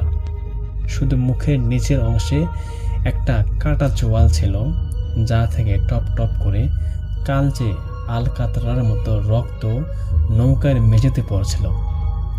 ওটা আমার একদম কাছে ঝুঁকে এসে সে বিকৃত অমানুষিক গলায় ফিসফিসিয়ে উঠল এবং বলল, তুই একলা আইসিস কেন রে? এই নদীতে যারা ডোবে তারা আর কাউরে একলা একলা ফিরতে দেয় না। এমনটা শোনার পর ওনার বরফ ঠান্ডা হাতটা যখন আমার গলার দিকে এগিয়ে আসছিল, আমার মনে হলো আমার শরীরের সমস্ত রক্ত জমে বরফ হয়ে যাচ্ছে। আমি নড়াচড়া করার ক্ষমতাও হারিয়ে ফেলছিলাম। ঠিক সেই অন্তিম মুহূর্তে আমার অবশ হয়ে যাওয়া জিভ দিয়ে আমি মনে মনে আল্লাহকে ডাকতে লাগলাম এবং আয়াতুল কুরসি পাঠ করতে শুরু করলাম। আমি যেই না মনে মনে পবিত্র কালামের ওপর থেকে ভরসা করলাম, অমনি সেই মুখহীন পিশাচটা এক তীব্র বাতাস কাটার মতো সা সা শব্দ করে পিছু টান দিল। নৌকার ওপর থেকে এক ঝটকায় ওটা হাওরের কালচে পানিতে ঝাঁপ দিয়ে অদৃশ্য হয়ে গেল, আর সাথে সাথে চারপাশের কুয়াশাও অদ্ভুতভাবে কেটে গেল। আমি কোনো মতে নৌকার মেঝেতে বসে হাঁপাতে লাগলাম। কয়েক মিনিট পর দেখি সুমন খামারের ঘাটের দিক থেকে একটা বড় লাইট নিয়ে এবং অন্য একজন কর্মচারীকে সাথে আরেকটা নৌকায় করে আমার দিকে এগিয়ে আসছে। সুমন আমাকে দেখেই বলল, দোস্ত, তুই হুট করে নৌকা নিয়ে একাই কুয়াশার ভেতরে চলে গেলি কেন? আমি তো তোকে চা আনার জন্য ওয়াচ টাওয়ারে রেখে নিচে নেমেছিলাম, এসে দেখি তুই নৌকা নিয়ে হাওয়া।